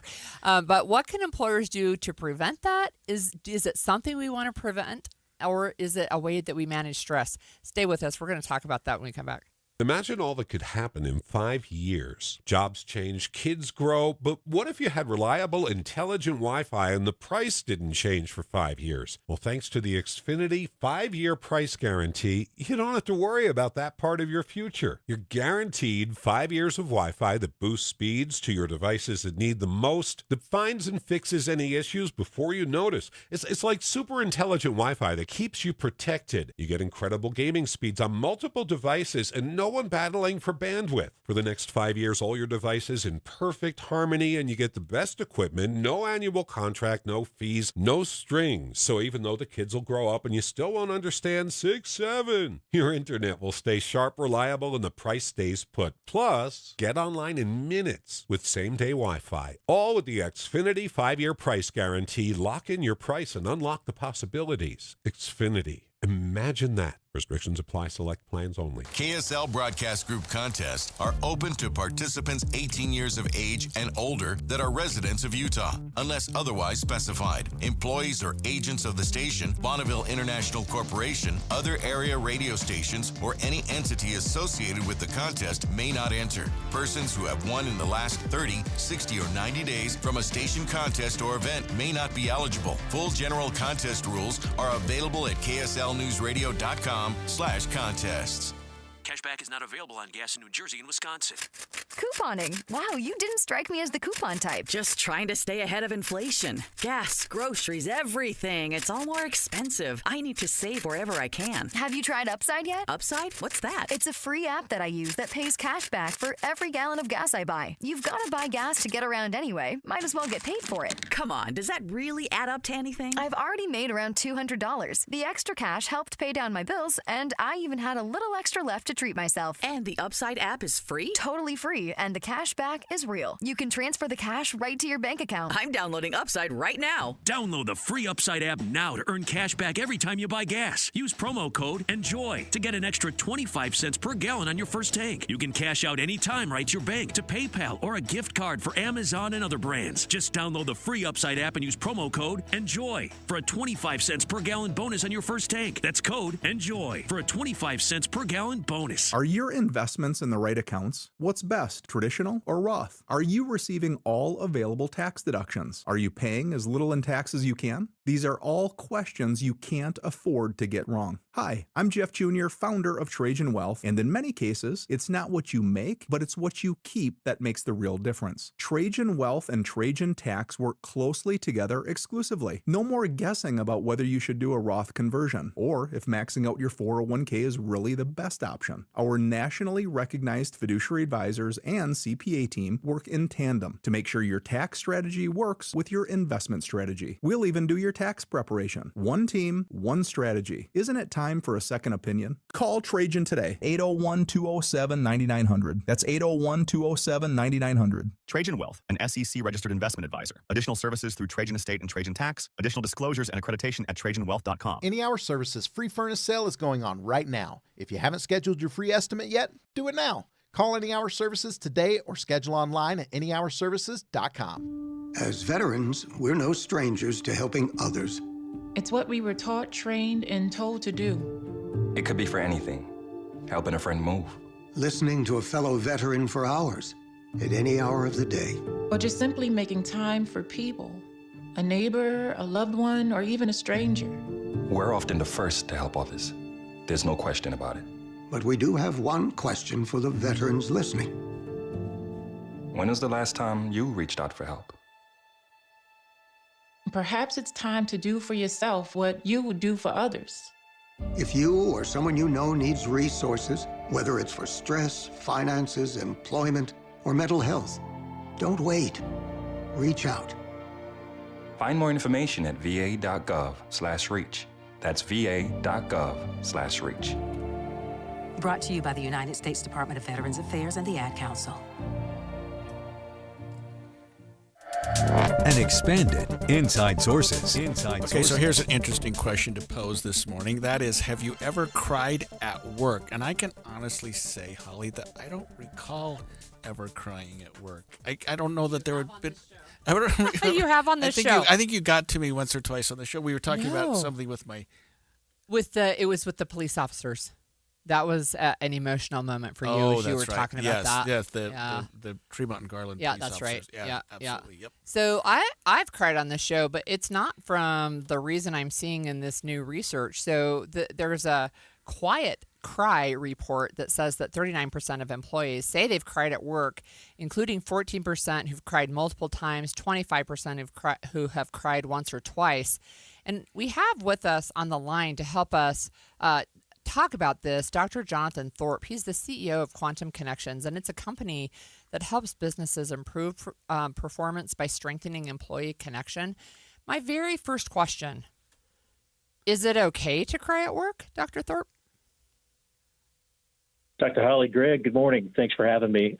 Answer the question is, I think absolutely it's a healthy outlet for people when they can find an appropriate way to do that and let some of that out. And I think I hear the research also, and I think it's probably tempting for a boss or a supervisor today to kind of reduce that into saying, well, young people today aren't as tough as they once were, or today's workplace is just a lot more emotionally demanding. But I think it misses the signal that's embedded here, which really is that these aren't just isolated incidents anymore. It's really environmental. It's like ambient relational instability is starting to pop up in a lot of places. And we're probably revealing that we don't have the mechanisms in place at work to help people deal with it. And so what can be done? Because I'm glad you answered the question that way, Dr. Thorpe, because Holly and I have both teared up at work. And so when we were thinking about this, we thought, well, that's not necessarily a bad thing, but I guess there are things that can be done so that it doesn't become a bad thing, correct? Absolutely. You take a look at the research, you can't just say that it's young people today being hired that are acting this way, right? That survey suggested all 4 generations, the boomers, the X, the millennials, the Z, they're all describing this kind of response. And so if you ask the question, what do we do? How do managers and how do employees respond? I think that there are 3 very simple steps you can take. And that's to not just proclaim this, one person in front of 100 at a town hall or even one person in front of 10 at a team meeting, but to one person at a time, 1v1, is to kind of make sure that you stake out, role clarity. And by that, I mean, what are my expectations of the employee in the role in terms of responsibilities, accountabilities, and authority? And to make that clear, we all have expectations. We've all read the job description, but how often do supervisors and employees spend time kind of reconciling that? Probably not enough. The second thing I do is make a routine habit of performance feedback. And this is affirmation that you do, letting people know, here's exactly how you're satisfying my expectation, and here's perhaps in ways you're not. And I think that'll in a lot of ways stem some of this anxiety that employees are feeling that kind of lead up to crying episodes because they just don't know where they stand. There's a lot of uncertainty. The third thing I would do is ask everybody at the workplace, make a habit out of real two-way dialogue. That's listening, that's validating, that's empathizing with the other person. I think we spend way too much time at work kind of just broadcasting at each other, sometimes taking turns, and not really interacting with what's going on at work and how people feel and how people are responding to that. It sounds simple. It's not. But those 3 things are ways I would probably offer up to make work a little bit more livable. So one of the things, and I think you mentioned it, but it is that the study really pointed to more than half of workers feel like they're afraid they're going to lose their job, even if there's no indication that people are unhappy with their work. But I think part of that feedback loop that you mentioned isn't there. But it also makes me think of the research that I've seen about quiet quitting and even quiet firing. And so quiet quitting is when people are disengaged from their work, right? And they're looking for other jobs, maybe even on the clock. But quiet firing is a phenomenon that I've read about where work is making it so toxic that they're trying to force people to just quit. I actually had a role like that one time, and I did quit. It took me a year. I was like, I'm done. I just can't do it anymore. That's awful to hear, and not uncommon, sadly. And I think what's common in all of those descriptions, quiet quitting, quiet firing, and even something called ghost working, which is kind of a form of escape where people are doing anything but their job on the job, right? They're dusting off their resume, they're doing job search, they're doing professional development maybe even, or even in some cases, if they work from home, maybe they're doing errands. But in all of those descriptions, what's missing is real dialogue. We're not having these honest conversations because our work environments are lacking the safety necessary to be honest and be real with people. And that's kind of happened over time. But what's happened, 30 years, even 20 years ago, we used to leave work behind when we were done at the day. Today, we're finding it much harder to do that. Our phones are always on our hip, and we're a text or an email away, sometimes even an evening call, to be connected right back to work. And because of that, we're having a harder time defining safety, what real safety feels like. And once people can actually start to deliver safety in the workspace, now they can actually start having honest conversations and work to kind of reduce the forces of quiet quitting, quiet firing, and ghost working. You've talked a few times, Dr. Thorpe, about dialogue and conversations, and that's probably the answer to my next question. But what about individuals who experience maybe criticism or bullying or just mistreatment by a superior or a coworker? And so they get upset. It would seem that the dialogue needs to include the cause as well as the person who's suffering the mistreatment, right? I hope so. I hope that, real effective dialogue can expose what people really believe. And I think one of the misperceptions about dialogue is that you have to only be kind, considerate, and soft in the ways you do it. And I think real dialogue can venture into being perfectly honest with somebody. But if it's done in a way that doesn't jeopardize somebody's dignity and what they're working to do with their own ego, then you can talk about those things. You can say, perhaps to a boss, the ways that I'm interpreting this make me feel less of a person, make me feel less valued at work. And I would guess that's probably not what you're trying to do to me, but that's the effect it's having. And then turn around and give that person a chance to say, well, here's what I'm doing. What I'm telling you is, this is unacceptable, or this doesn't meet my expectations. But having the courage and the safety to actually go to those places and talk to the source. That same survey said that, of these more than half of the people that were crying, most of them were then talking to coworkers and friends and peers about the issue, but they weren't talking to their supervisor, potentially the very first person that could do something about it. And so I think when you talk dialogue, you have to talk about being real and being honest and hopefully delivering that kind of safety where people can do that. So you have some of your own research about the benefits of employees who feel psychologically safe. Do you want to just mention that really briefly? We only have about a minute and a half. You bet. It's amazing what we're learning, the things that correlate to more satisfied employees and more satisfied people at work. And there are things like psychological safety, feeling like you're welcome to be yourself and to be accepted and to make contributions in the way that you do. We find that it actually quantifiably correlates to increased productivity, increased engagement, increased tenure, and increased profitability. All these things we can measure if somebody takes the time to help other employees at work feel seen and heard. It's amazing stuff, truly. Thank you so much for joining us. That was Dr. Jonathan Thorpe, CEO of Quantum Connections.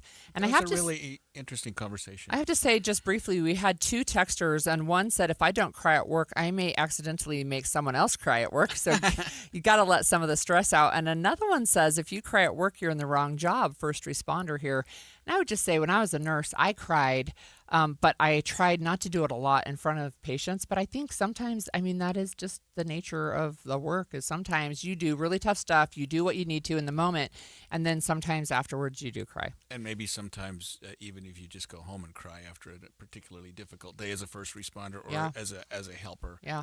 Look, next, we know that there's been a mix of emotions as some mourn and others are celebrating in the streets of Iran after U.S.-Israeli strikes killed the supreme leader. And we wonder if it's a turning point for the Middle East, but we're going to have insight from an Iranian refugee who talk about the significance of this moment when we come back after the break.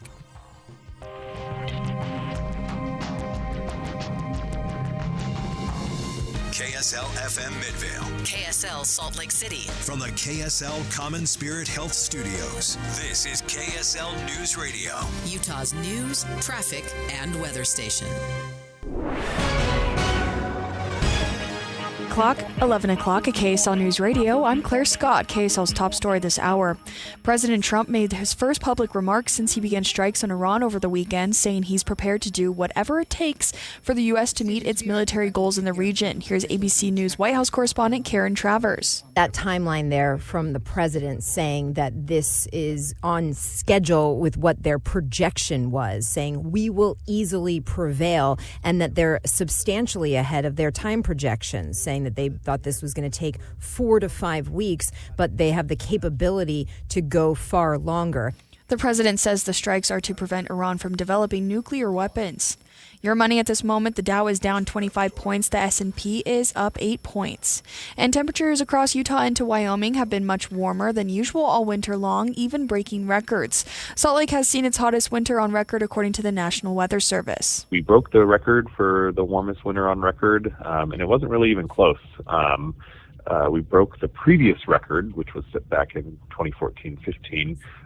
We broke that by 2.2 degrees. Meteorologist Hayden Mahan says temperatures in Salt Lake from this winter came out to 40.7 degrees. This is nearly 8 degrees above normal. And coming up, rain showers today. KSL weather is next. KSL News Time, 11:01.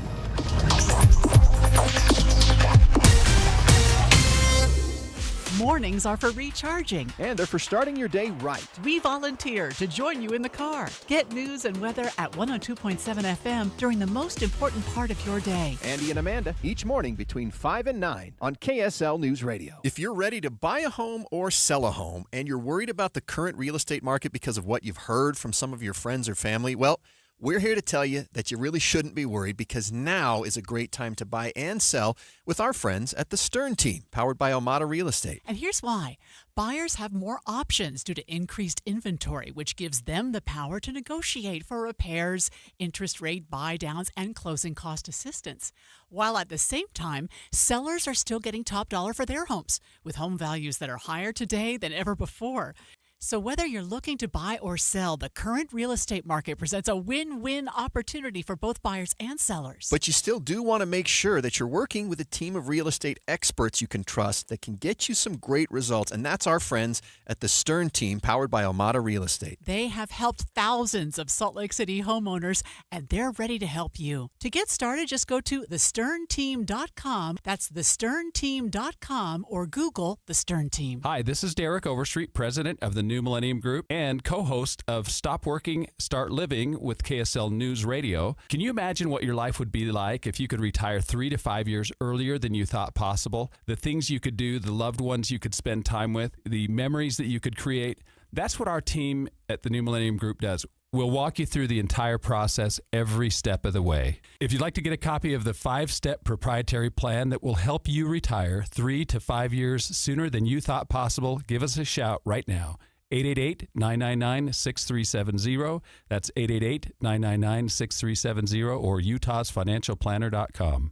Listen, most of our listeners right now have a tax problem, not a money problem. There's not enough money in Social Security Medicare as it is. Let us show you how you can significantly reduce your taxes. That's 888-999-6370, 888-999-6370 or utahsfinancialplanner.com. Emergency traffic and weather together every 10 minutes on the 9s, brought to you by UCCU. Direct deposit gets you $300. Love where you bank. Here's Ricky Meese. We are still dealing with delays on I-215's westbound going southbound, and we also have wet roads in parts of the valley. But if you are headed southbound on the West Belt, this starts prior to 7th North. You will not see better speeds until you're passing I-80. If you're traveling any of the other valley freeways at this time, you're looking at a quiet commute and the final cleanup of the crash in Weber County. It's at the ramp on the shoulder to southbound I-15 at 21st Street. No matter the weather, your feet can feel fantastic. Find the Good Feet location nearest you at goodfeet.com. Ricky Meese in the KSL Traffic Center. Valley rain and mountain snow today. Things dry out overnight with mostly cloudy skies tomorrow and highs in the mid-50s. Right now it is 49 and mostly cloudy. I'm Claire Scott from the KSL Common Spirit Health Studios. Listen online at kslnewsradio.com. We're Utah's news, traffic, and weather station. The all-new Inside Sources. Your inside access to the people and policies shaping Utah's future. Here are Greg Skordas and Holly Richardson on KSL News Radio. Well, with Iran's supreme leader and his top military brass dead, there's certainly a mix of emotion there. We're seeing protests, we're seeing celebrations, we're seeing everything. Iranians taking to the streets, some celebrating, others mourning the death of Supreme Leader Ayatollah Khamenei. He was killed in a strike Saturday. The CIA had been tracking the 86-year-old for months. Sources say agents learned about a meeting of top leaders with the Ayatollah planned for Saturday, prompting the U.S. and Israel to strike. That was ABC's Marcus Moore reporting from Doha, and there seemed to be a tremendous amount of intelligence that went into this. Oh, yeah. To figure out when those leaders would be together, that they were together on a morning, and there was a significant number of them together. They were all taken out in the same strike. Holding a meeting above ground and not in the underground bunker. Right. That was interesting. So, look, I wanted to find out more about somebody who really, from somebody who really feels this personally. And I saw an op-ed pop up in the Deseret News. I swear it was the morning of the strikes, very quickly. And it's by Shima Baughman, and she's the Woodruff J. Dean Professor of Law, a distinguished fellow at Brigham Young University's Wheatley Institute. She has talked on our show several times, but she's also an Iranian refugee. Thanks for joining our show this morning, Shima. Oh, thanks. I'm happy to be with you. I wonder if you could just set up for us. What was your reaction when you heard that the Supreme Leader had been killed? I heard the morning of the attack, and honestly, I started weeping tears of joy. I just couldn't believe it. I was hopeful in the coming months of some sort of intervention. I think President Trump had promised that he would intervene, and people took to the streets, and I was worried that the momentum had been lost and that we weren't going to intervene and help the protesters who've been fighting for democracy for, over 47 years, right? That these people, including my mom, have been fighting. So, Shima, can you help our listeners understand a little bit about your background and what you saw personally with your mother being jailed? Yes. So my mother, along with many other protesters, fought to oust the Shah of Iran, who willingly left in 1979, and with that left a vacuum of power where the current regime, the Islamic Republic, took over against the wish of most of those who protested. There was a small number who was in favor of this sort of government, but most wanted a Western-style democracy. Then my mom continued to fight against this current regime, the Iranian Islamic Republic, and then was imprisoned. It was supposed to be for 10 years, but through miraculous ways, she was able to be released after 2.5. But she served time, and as a child, I actually got to go with her to prison, my sister and I, for a few weeks on end, just to be able to visit her because we were so young. Professor Baughman, can you take us back a little bit and remind us, because I remember being in college when there was a huge amount of concern about the Shah of Iran and that he needed to be overthrown, and then the Islamic Republic came in. What was happening then, and why is it now that we're looking at that not necessarily as a mistake, but the Ayatollahs have really caused some consternation with the people there in Iran? Yes. So people wanted to oust the Shah initially because there were some human rights violations. He would jail those who spoke in opposition against him. And at that point, for 20 years at that point, in 79, Iran was ready for democracy in 1953 when they elected to have Mossadegh, who was actually removed by the CIA and the British government. They didn't trust him. They were worried about him. But that's who the Iranian people wanted. But then the Islamic regime, how that happened was the Ayatollah Khomeini said he would bring elections. He said he'd come in, and after 6 months, he'd be a transitional leader and have elections. But then once he got into power, he decided not to have elections. He just instead killed all the opposition and jailed those who opposed him. And so that's how we got into this mess in the first place. And so, yes, revolutions can be tricky. Regime change can be tricky. And that's what we saw in Iran. So can you talk to us about, is this a turning point? And what will it take, I think, to maybe fill, is there a power vacuum that was going to result in the same type of situation? Yeah, I definitely think this could be a turning point. I think we're closer than ever to having peace and democracy and freedom in Iran, a country that, had lived in freedom for many, many years and then had it taken away by an Islamic government where you had no freedom of dress, speech, religion. And so it's really exciting at this point, thinking about it. I definitely think there are people still between 10 and 20% of the people in Iran do support the current regime. So whoever comes into power, and right now the person that's emerging, he was on 60 Minutes last night, is Reza Pahlavi. It's Reza Shah's son, who is grown up in the United States, and says he's willing to lead a transition. This could be good. Along the lines of that, we'd hope for elections, right? Not another, transition leader who then decides that he wants to be king because he is a prince. And so that's concerning to me, right? Is if he doesn't do what he says he would, which is to allow for elections so the people can freely decide that. But I think there's definitely going to have to be some sort of, I'm thinking like post-apartheid South Africa, right, where we work with the former ruling government in peace, try to transition them, allow them some sort of grace if they're willing to, capitulate to a democratic government, and hopefully work with peace in the future and freedom. Okay, so I wasn't aware of the individual that you just referred to, Professor Bauman. You spoke about peace, democracy, and freedom. Is there some optimism, at least in your circles, that this man could bring that? It's possible, right? I think, again, he comes from this monarch family that ruled Iran with some controversy. Again, I could talk about some of the human rights violations of his father. But, a lot of people preferred what happened. Once we got the Islamic regime, people were like, wow, we complained about the Shah, and he was so much better. And so, obviously, you have good, better, best. And I do think the Iranian people would love a democracy like we have in America, where they truly get to elect their leaders, that there's not some sort of, limits on their speech, religion, all these things that the Shah and the Islamic government put into place. So if this, Reza Pahlavi does want to truly create a Western-style democracy as the Iranians have wanted since 1953, then I think that this could be our best bet. It is hard to imagine someone else, like who else would step in.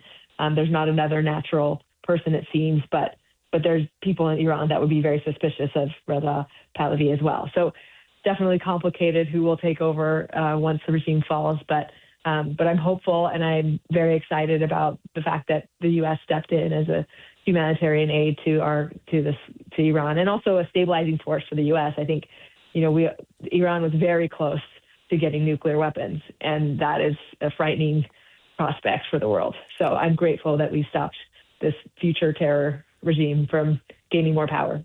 One final question, Shima. How are the people in your community, maybe Iranian expats, family, friends, how are they responding to this news? Are they all universally excited? I think all of the young people are universally excited. I think some people are nervous about what could happen, right, and who could step in.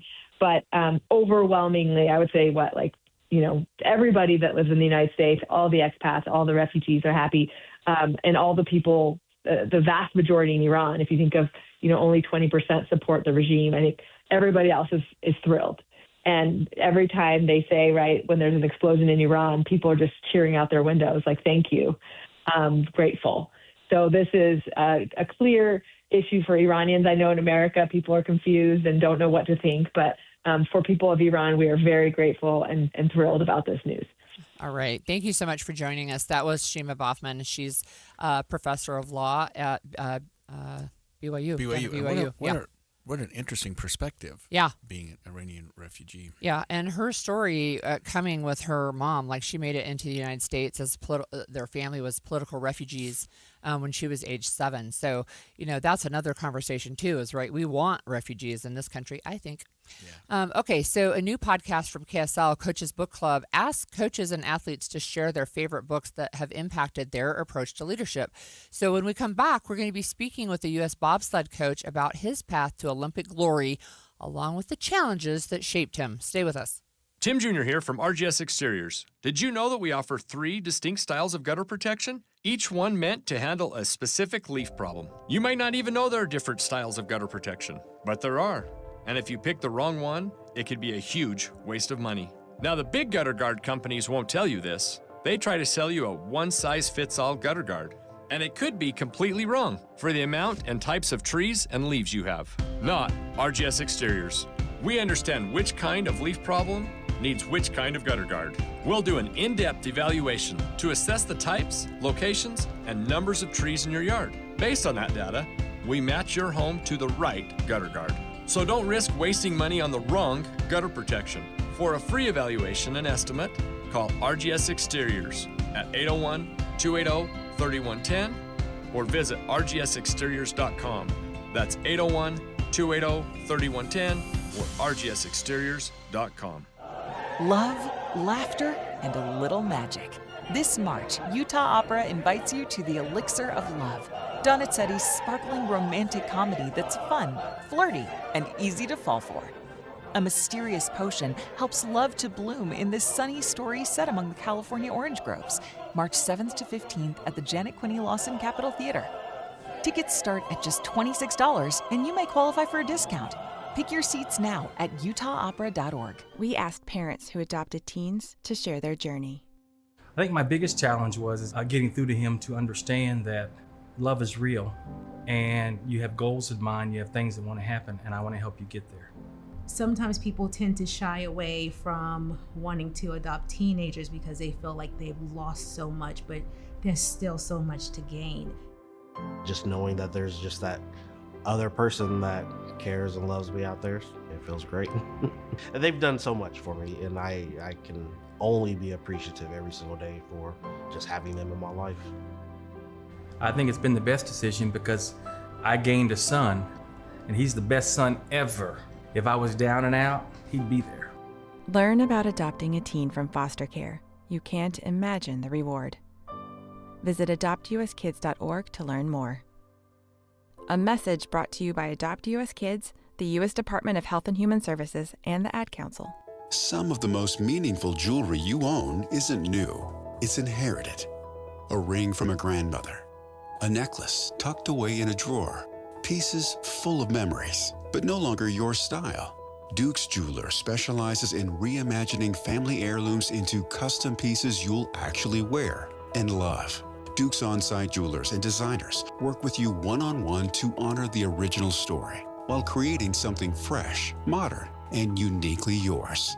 From resetting diamonds into new engagement rings to transforming multiple heirloom pieces into one stunning design, every project is crafted with care, precision, and intention. Don't let meaningful jewelry sit unused. Let it live on beautifully. Visit Duke's Jewelers on Main Street in Springville or online at dukesjewelers.com. Duke's Jewelers, where old stories become new treasures. dukesjewelers.com. Put your phone on D&D, that means do not disturb when you're driving. And when you're going from point A to B, I need you to stay safe, please, so always sing with me. So put your phone on D&D, that means do not disturb when you're driving. And when you're going from point A to B, I need you to stay safe, please, so always remember this beat. Don't drive distracted. A message brought to you by the National Highway Traffic Safety Administration, Project Yellow Light, and the Ad Council. You may not think about Great Salt Lake, but it's affecting your life every day. It brings lake effect snow and epic powder days. It supports thousands of jobs that keep Utah thriving. It provides a haven for millions of birds. And it keeps our air cleaner and our summers cooler. It also could affect your home's value, your kids' asthma, your morning run, your powder days, your future. Without a healthy lake, we face toxic dust storms full of mercury and arsenic, along with higher health costs, fewer jobs, and lower home values. This isn't just an environmental issue, it's personal. The lake affects you. Now, it's your turn to affect the lake, because our lives depend on our lake. Act now at growgsl.org.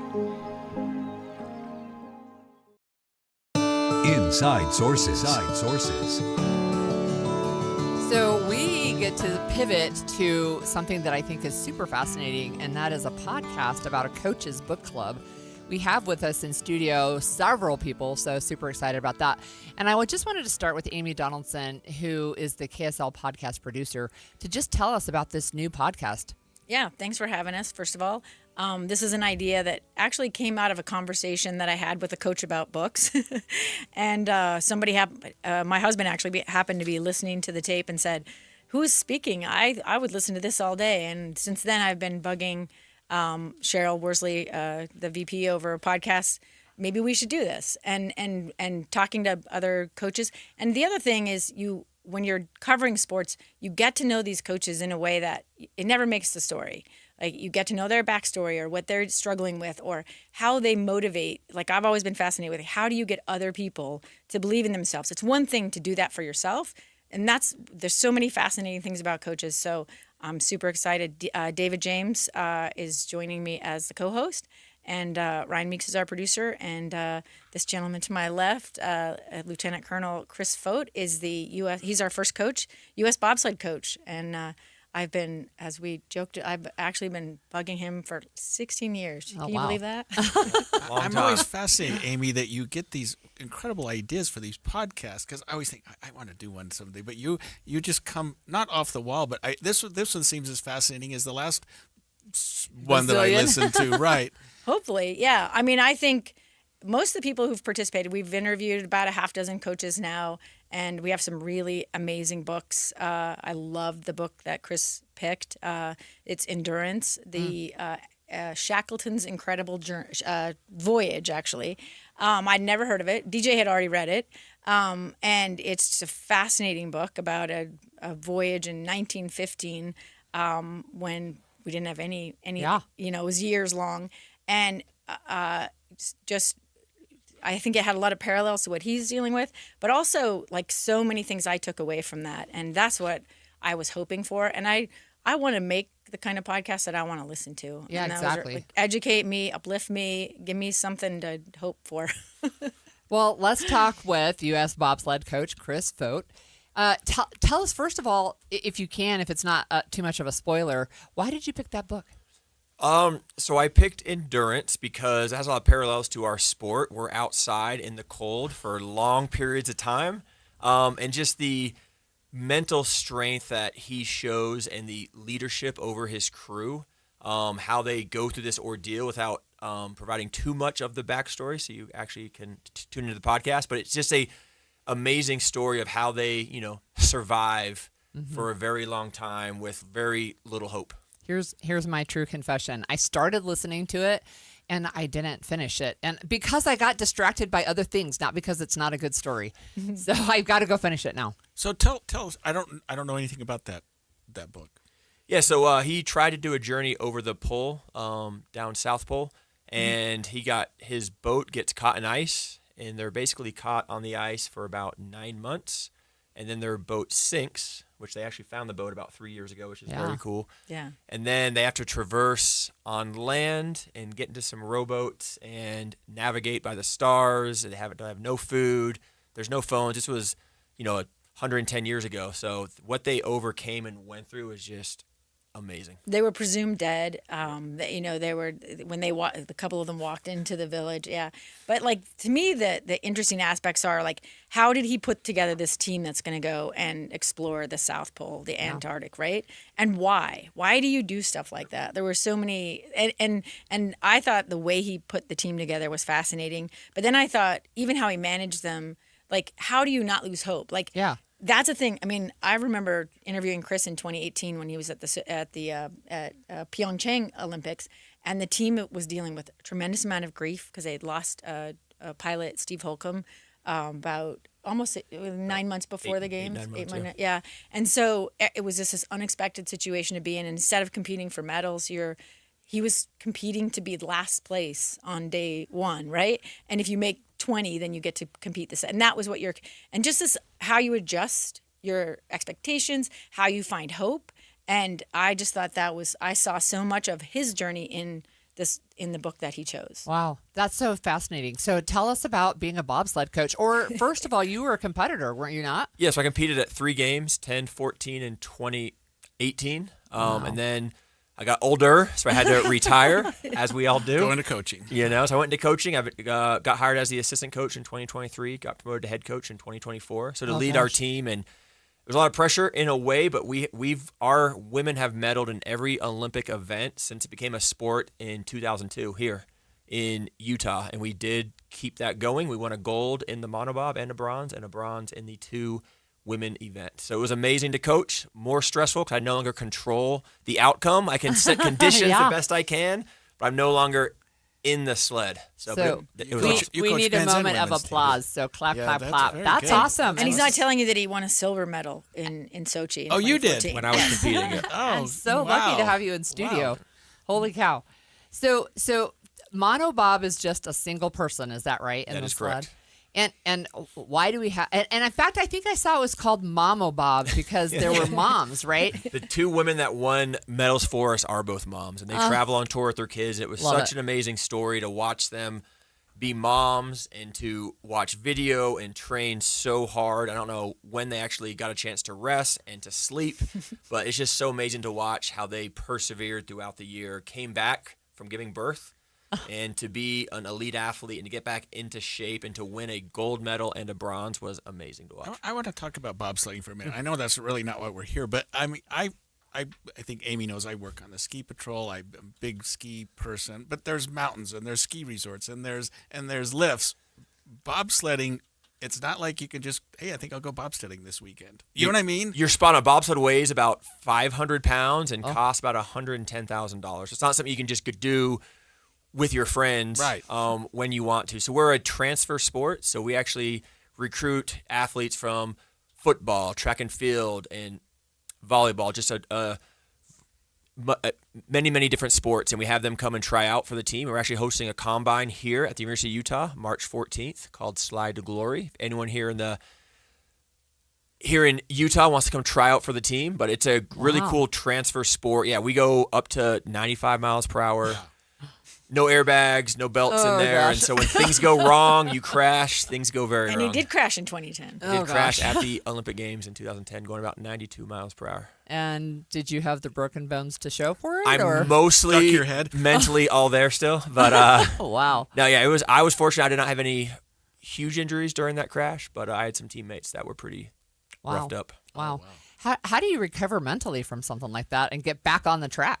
Yeah, I think that's part of sports. You know, there's days you have just a bad day. There's days where you fail and you don't do very well. And our sport's a little scary because you crash and get, a little bit roughed up. But I had some great teammates, some great pilots, and that's just part of sports.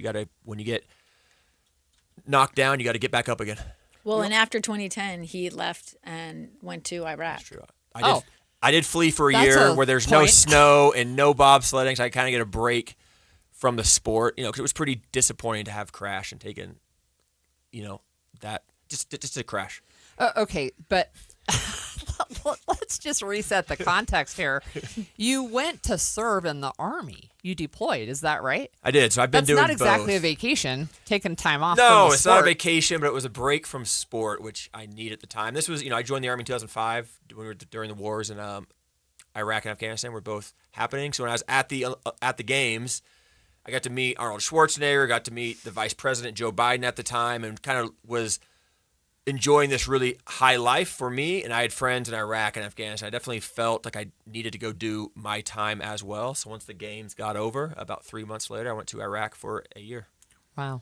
Can we ask you a question? Can you stick around to follow up? Absolutely. I want to ask you about your thoughts about what's happening in Iran right now. Okay. Because you would have some pretty interesting insight with that. Yes. Having served in Iraq, and you're a lieutenant colonel in the United States Army, right? I am still. What was your position? What did you do? So I'm a military intelligence. That's my job in the Army. So I'm still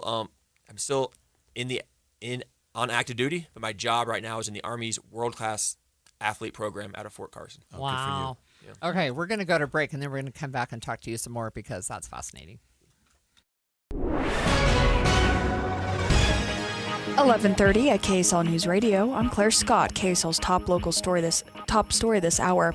President Trump says he expects operations to continue in Iran for 4 to 5 weeks, but it could go on for longer. That could change depending on what Congress has to say about it.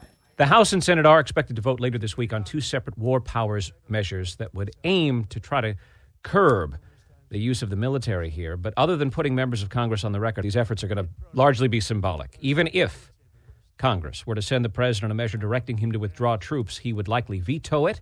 And without a two-thirds majority in the Congress to override that veto, which there is not now, there's not much lawmakers could do at this stage to end what the president and his aides are now calling a war. ABC News national correspondent Stephen Portnoy reporting. A federal judge has put a pause on the construction of a brand new highway in southern Utah after conservationists sued to stop it.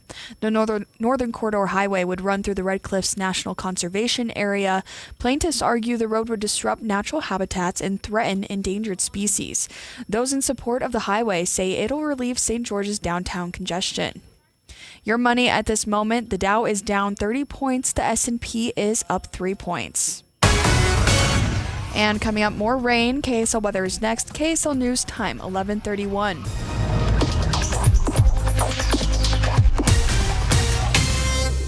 A reminder about the simplest way to get updated for your day. Hit your KSL preset when you jump in the car, and we'll take care of the rest. Hear key news updates and traffic reports. Andy and Amanda from 5 to 9 in your car. KSL News Radio at 102.7 FM.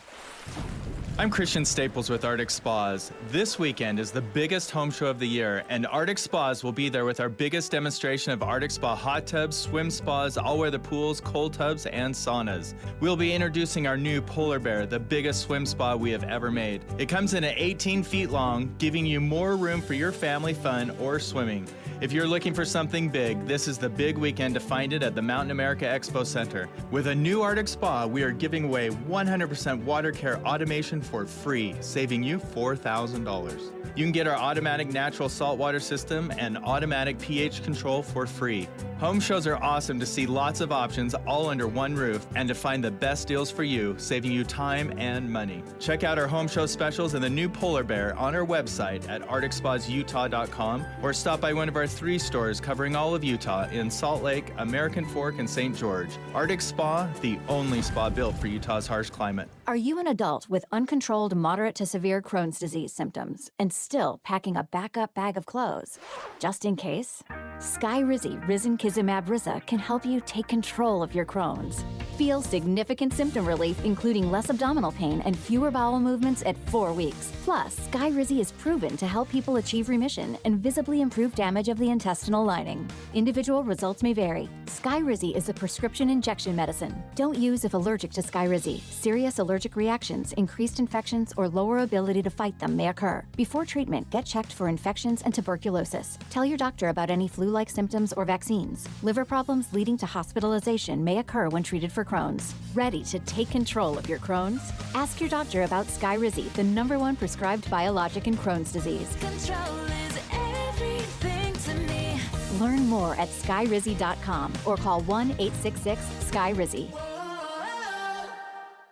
Every day here in Utah, people turn to KSL News Radio for one simple reason: trust. Trust for our reporters, hosts, our coverage, and trust in the businesses heard right here.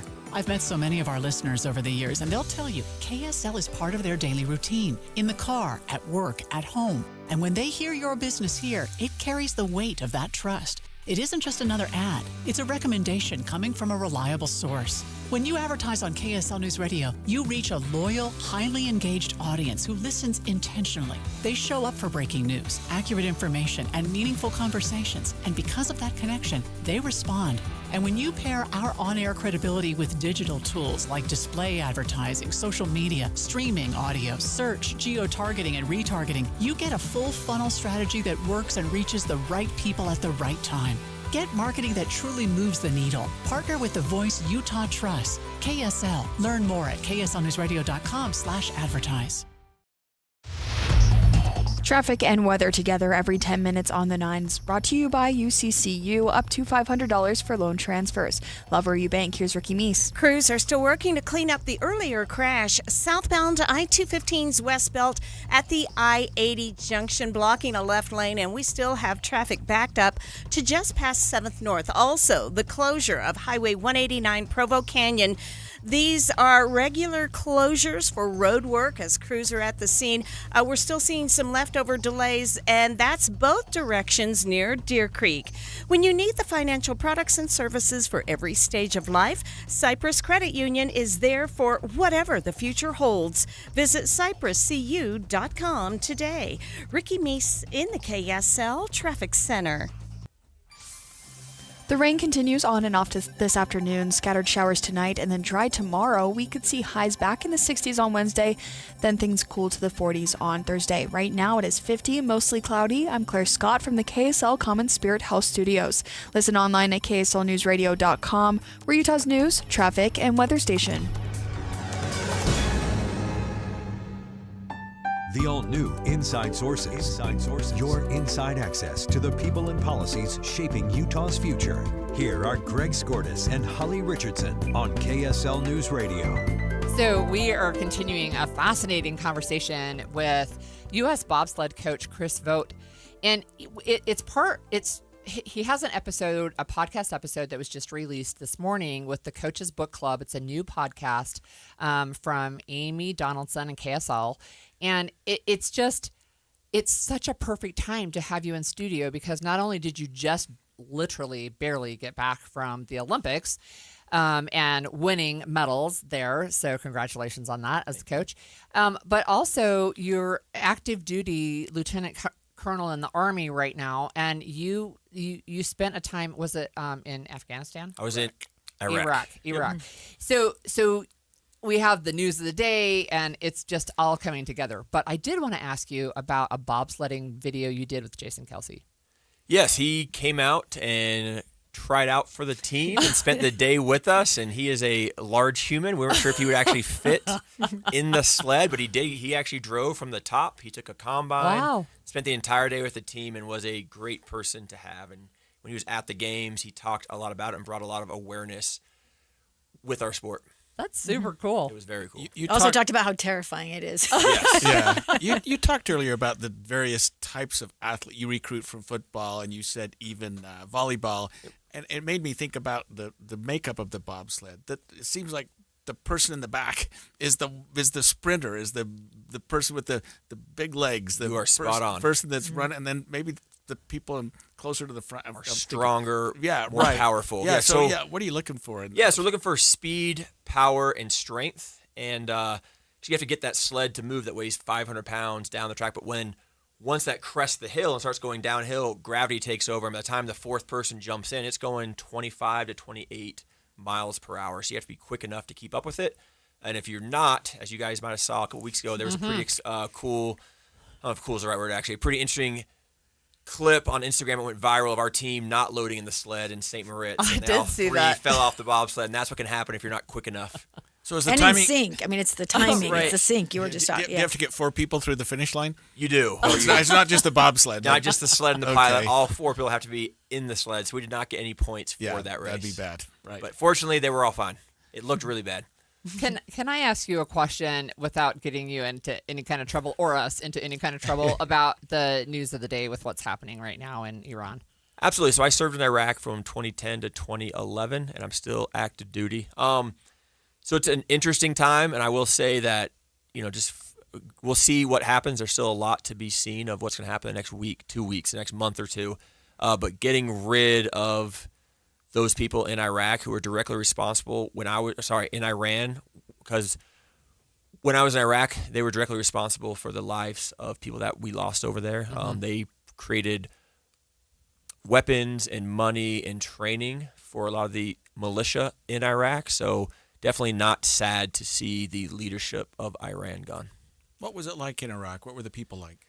The people were great. I worked with the people every single day. I helped train them on some different things. And so I was with the Iraqis every single day. And they're such great people. Had some great conversations, and they just wanted to have a chance to raise their kids and to have a family and to have their own decision of where they went in the world. So they were obviously very happy to see, their leader gone, who was a brutal dictator as well. So it was kind of good to see that happen. So they've kind of taken control of their country, and they've been one of our big allies there now.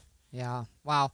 Okay. Let me ask you. So you did active duty deployment. You in a war zone. How did that influence your approach to teamwork and athletics? Yeah, and that's a really good question. So I think it definitely made me mentally stronger. So I came back from Iraq having experienced some of the things that I did. When I was at the line or whenever we had a bad day on the bobsled team, I would kind of reflect back, okay, how bad is this day actually? Like I'm still in a hotel, I still get good food, I'm not getting bombed at or shot. So it definitely helped put things in perspective for me. I think it's helped make me a better coach of just how do you build teams. That's part of the reason I chose the book that I chose, Endurance. Again, things did not go as planned. They were supposed to be gone for like 5 to 6 months. They ended up being gone for like a year and a half to almost 2 years. And things did not go as planned. But how do you, as a leader, still keep hope? How do you keep people focused on the mission at hand? And it was really cool to kind of draw on the things that I learned there and apply them to our team. I think that was one of the reasons why we had some success. I got the team prepared to compete at the games. One of the things I loved about Chris, and he wants to say this, but in 2010, he talked about being at the line and having the guys he trained with, the men and women that he was representing, like that flag on your uniform, they're with you at the line. And when he was deployed in Iraq, he had soldiers that would say to him, thanks for being there for, it's a little, his victory, his silver medal, a little piece of that belongs to all those soldiers 100%. Out there.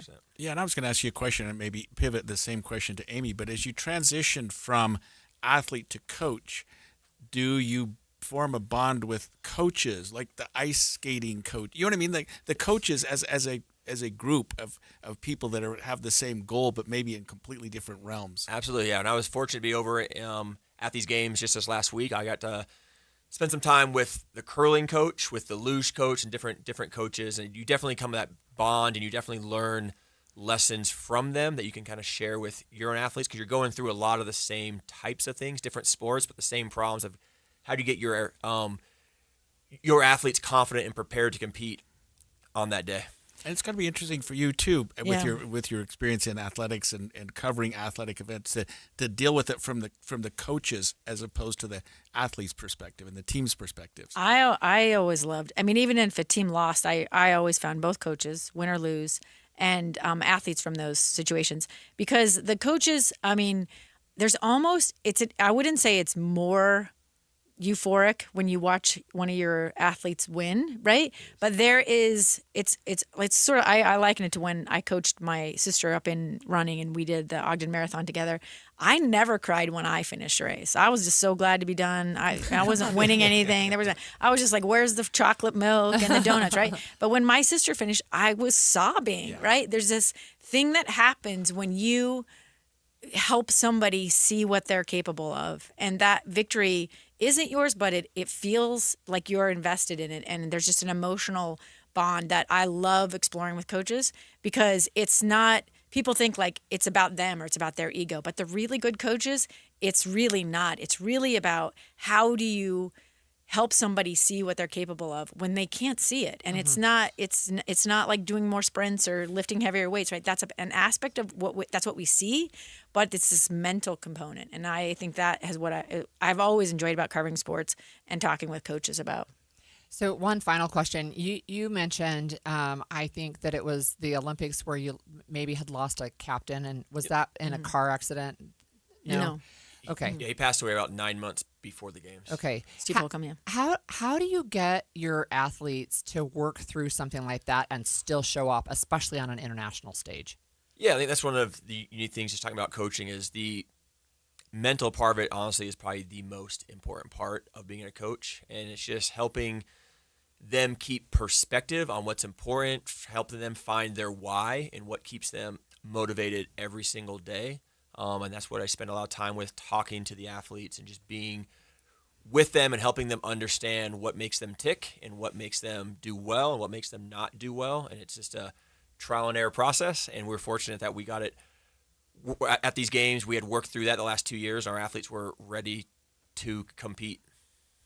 Thanks for joining us, Coach. This is U.S. bobsled coach Chris Vogt. You're By the way, you look like you could be a male model. Thank you guys for having me. this beautiful man Thanks, in the studio. So Very much. Yeah, Appreciate that. We don't want him to have a big ego. Kind of jonesing on you from across the way here. And Amy Donaldson, you're always. Well, you didn't say I could be a well, model. I love Come you. on. Know You could be you a know how model. I feel about you. We do want to know, where can we find the podcast? Yeah, so it's KSL podcast, KSL Sports. It's actually a video podcast, so you can see. We did it remotely. You were in. I think I was in Norway. Were you in Norway? Yeah. Oh, wow. So when we did the interview, but yeah, so it's on KSL Sports, their YouTube page, and anywhere You've you got get to podcasts. introduce our And extra guest as well. Who else was with you? I brought my son today, Daxton. Hi, Daxton. He Thanks is for joining us. Missing school today, so he's very happy about this. We're not sure if he's a future Olympian or a future journalist. Yeah. We're still working that out. It is an appropriate school activity. There you go.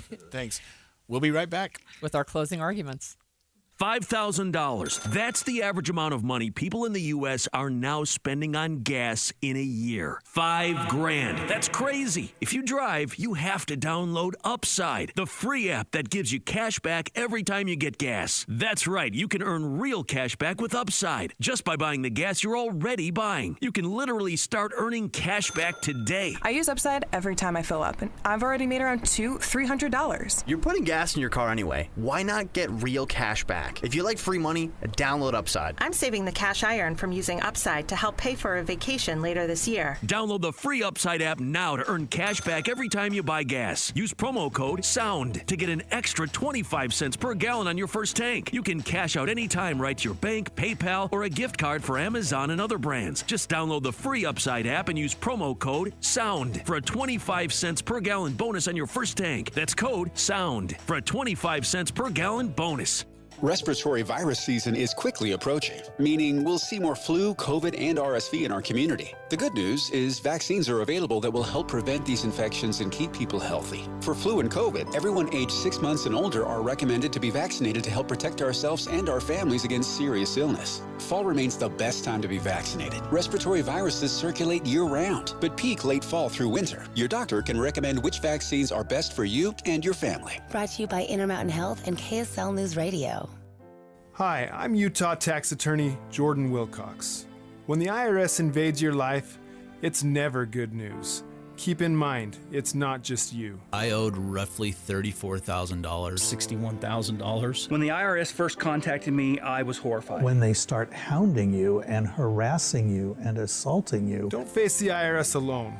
With everything in your life at stake, don't trust just anyone. From what I got told was being done in a matter of 2 years, he had done in a matter of like 48 hours. It's a great thing to have the IRS off your back. We have reduced our tax liability by over $42,000. Once I signed on with Jordan, I never talked to the IRS again. It changed our lives. You need someone to fight for you.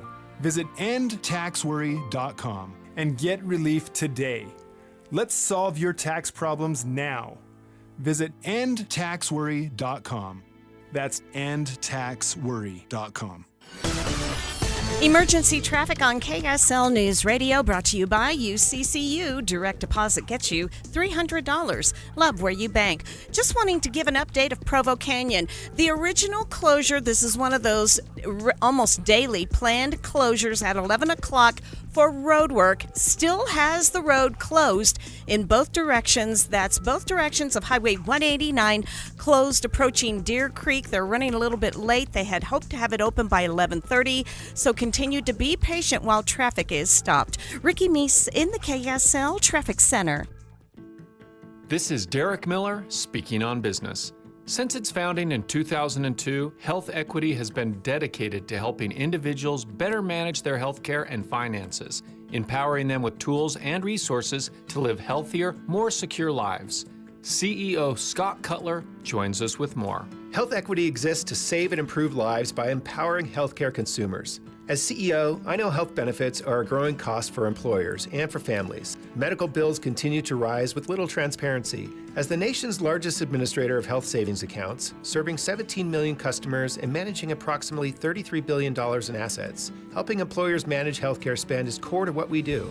HSAs help families save, spend, and invest in healthcare, giving greater control and a triple tax advantage, while enabling employers to offer more affordable, higher value benefits. At Health Equity, we're building the future of consumer-directed healthcare by deepening education, simplifying the experience, and expanding access so more people can benefit. Founded in Utah and headquartered in Draper, we're proud to contribute to the state's growing health innovation economy. If you're an employer or benefits leader, visit healthequity.com to make healthcare more affordable and your benefits a true competitive advantage. Health Equity is helping Utah families manage healthcare with tools that make it simpler and more affordable.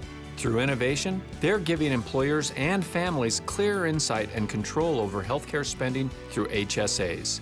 I'm Derek Miller with the Salt Lake Chamber, speaking on business. Any Hour Services can help you make sure your furnace keeps you warm this winter. Whether you need a tune-up, a repair, or a second opinion about replacing it, call Any Hour Services or visit anyhourservices.com.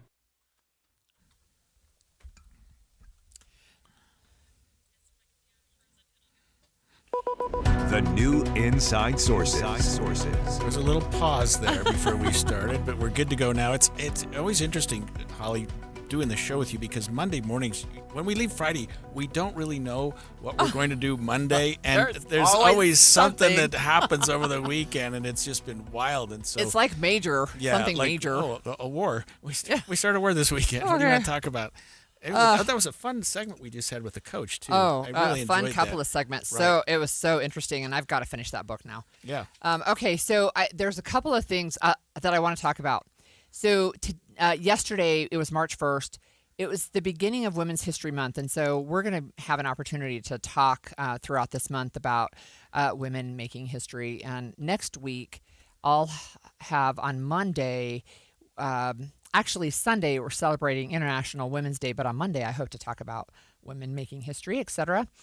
Today is March 2nd, and it's actually Holly Didn't Die Day in my house. So There got to be a story to that. There's a story, and it's a little bit of a funny story, especially because I didn't die.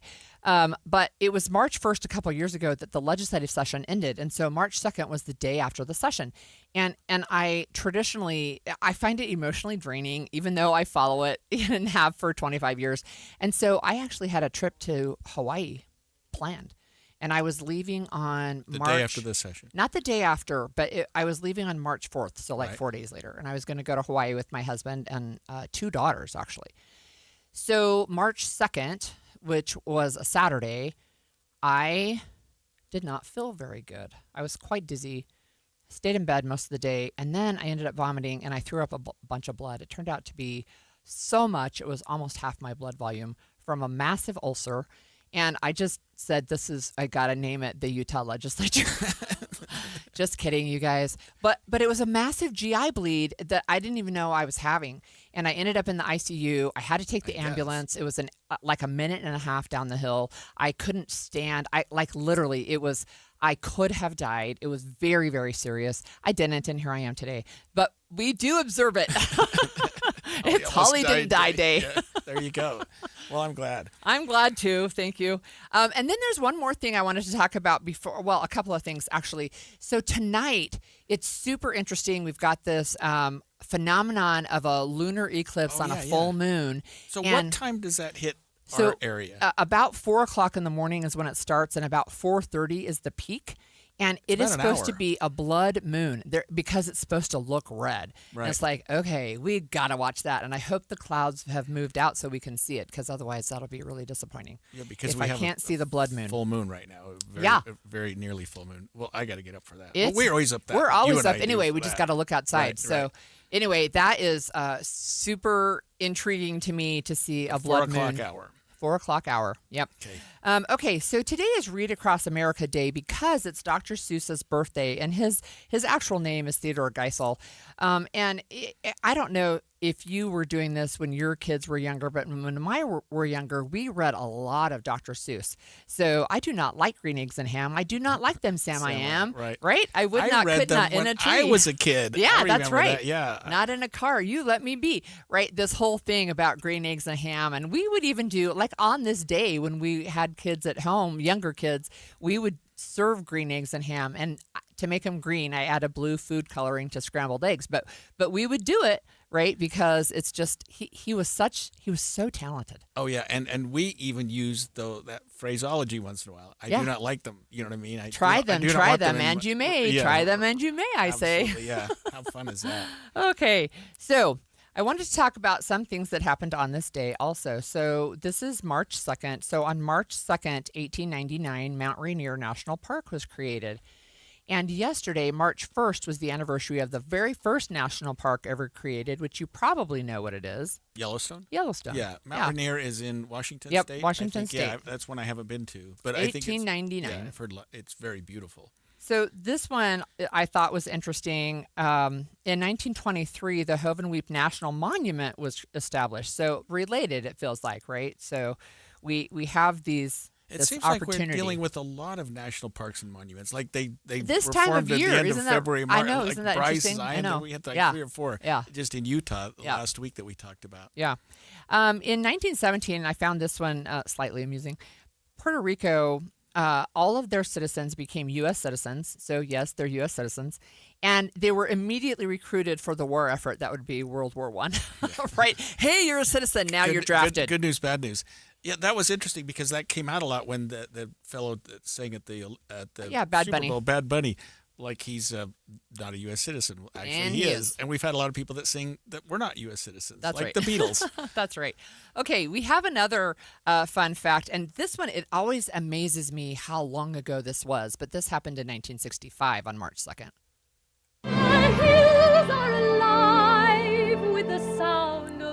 That's a movie you just have to watch. I know, and like my kids know this movie. My grandkids, I don't know, maybe some of them know the movie. But The Sound of Music was released on March 2nd, 1965. It went on to become one of the most popular musical films of all time. And, you know, it's super interesting because the story is based on a true story. It's obviously been fictionalized and musicalized. Right. But I have been to the Von Trapp Family Inn in Vermont, where the Von Trapp family ended up settling. So after they left Austria in World War II and the Nazis, they came to the United States. They set up this inn. You can stay there. They used to teach skiing lessons and probably singing lessons. I'm not sure about the singing. But it was like their real family. It was a cool movie because with Julie Andrews, and she was just like this perfect. Yeah. She was like Perfect. Mary Poppins in a different setting. And I remember being totally enamored by the I Am 16 going on 17, you know, and I'm in love with you, whatever. Whatever. Now it's like, please, no. Right. You're only 16. No. Yeah. No, it was a fun movie. Super, super fun. In 1974, on this day, a grand jury concluded that President Richard Nixon was involved in the Watergate cover-up. We know how that ended. Well, and guess what he did with that? He resigned to sort of say, "Look, he resigned when he knew that he would not, he would not be able to withstand persuade people not to impeach him." Yeah. So he saved everybody a lot of grief. And then this one is really interesting as an odd fact. March 2nd, 1978, 2 auto mechanics stole Charlie Chaplin's body from his grave. So weird. So he had died a couple months before. He was buried in Switzerland.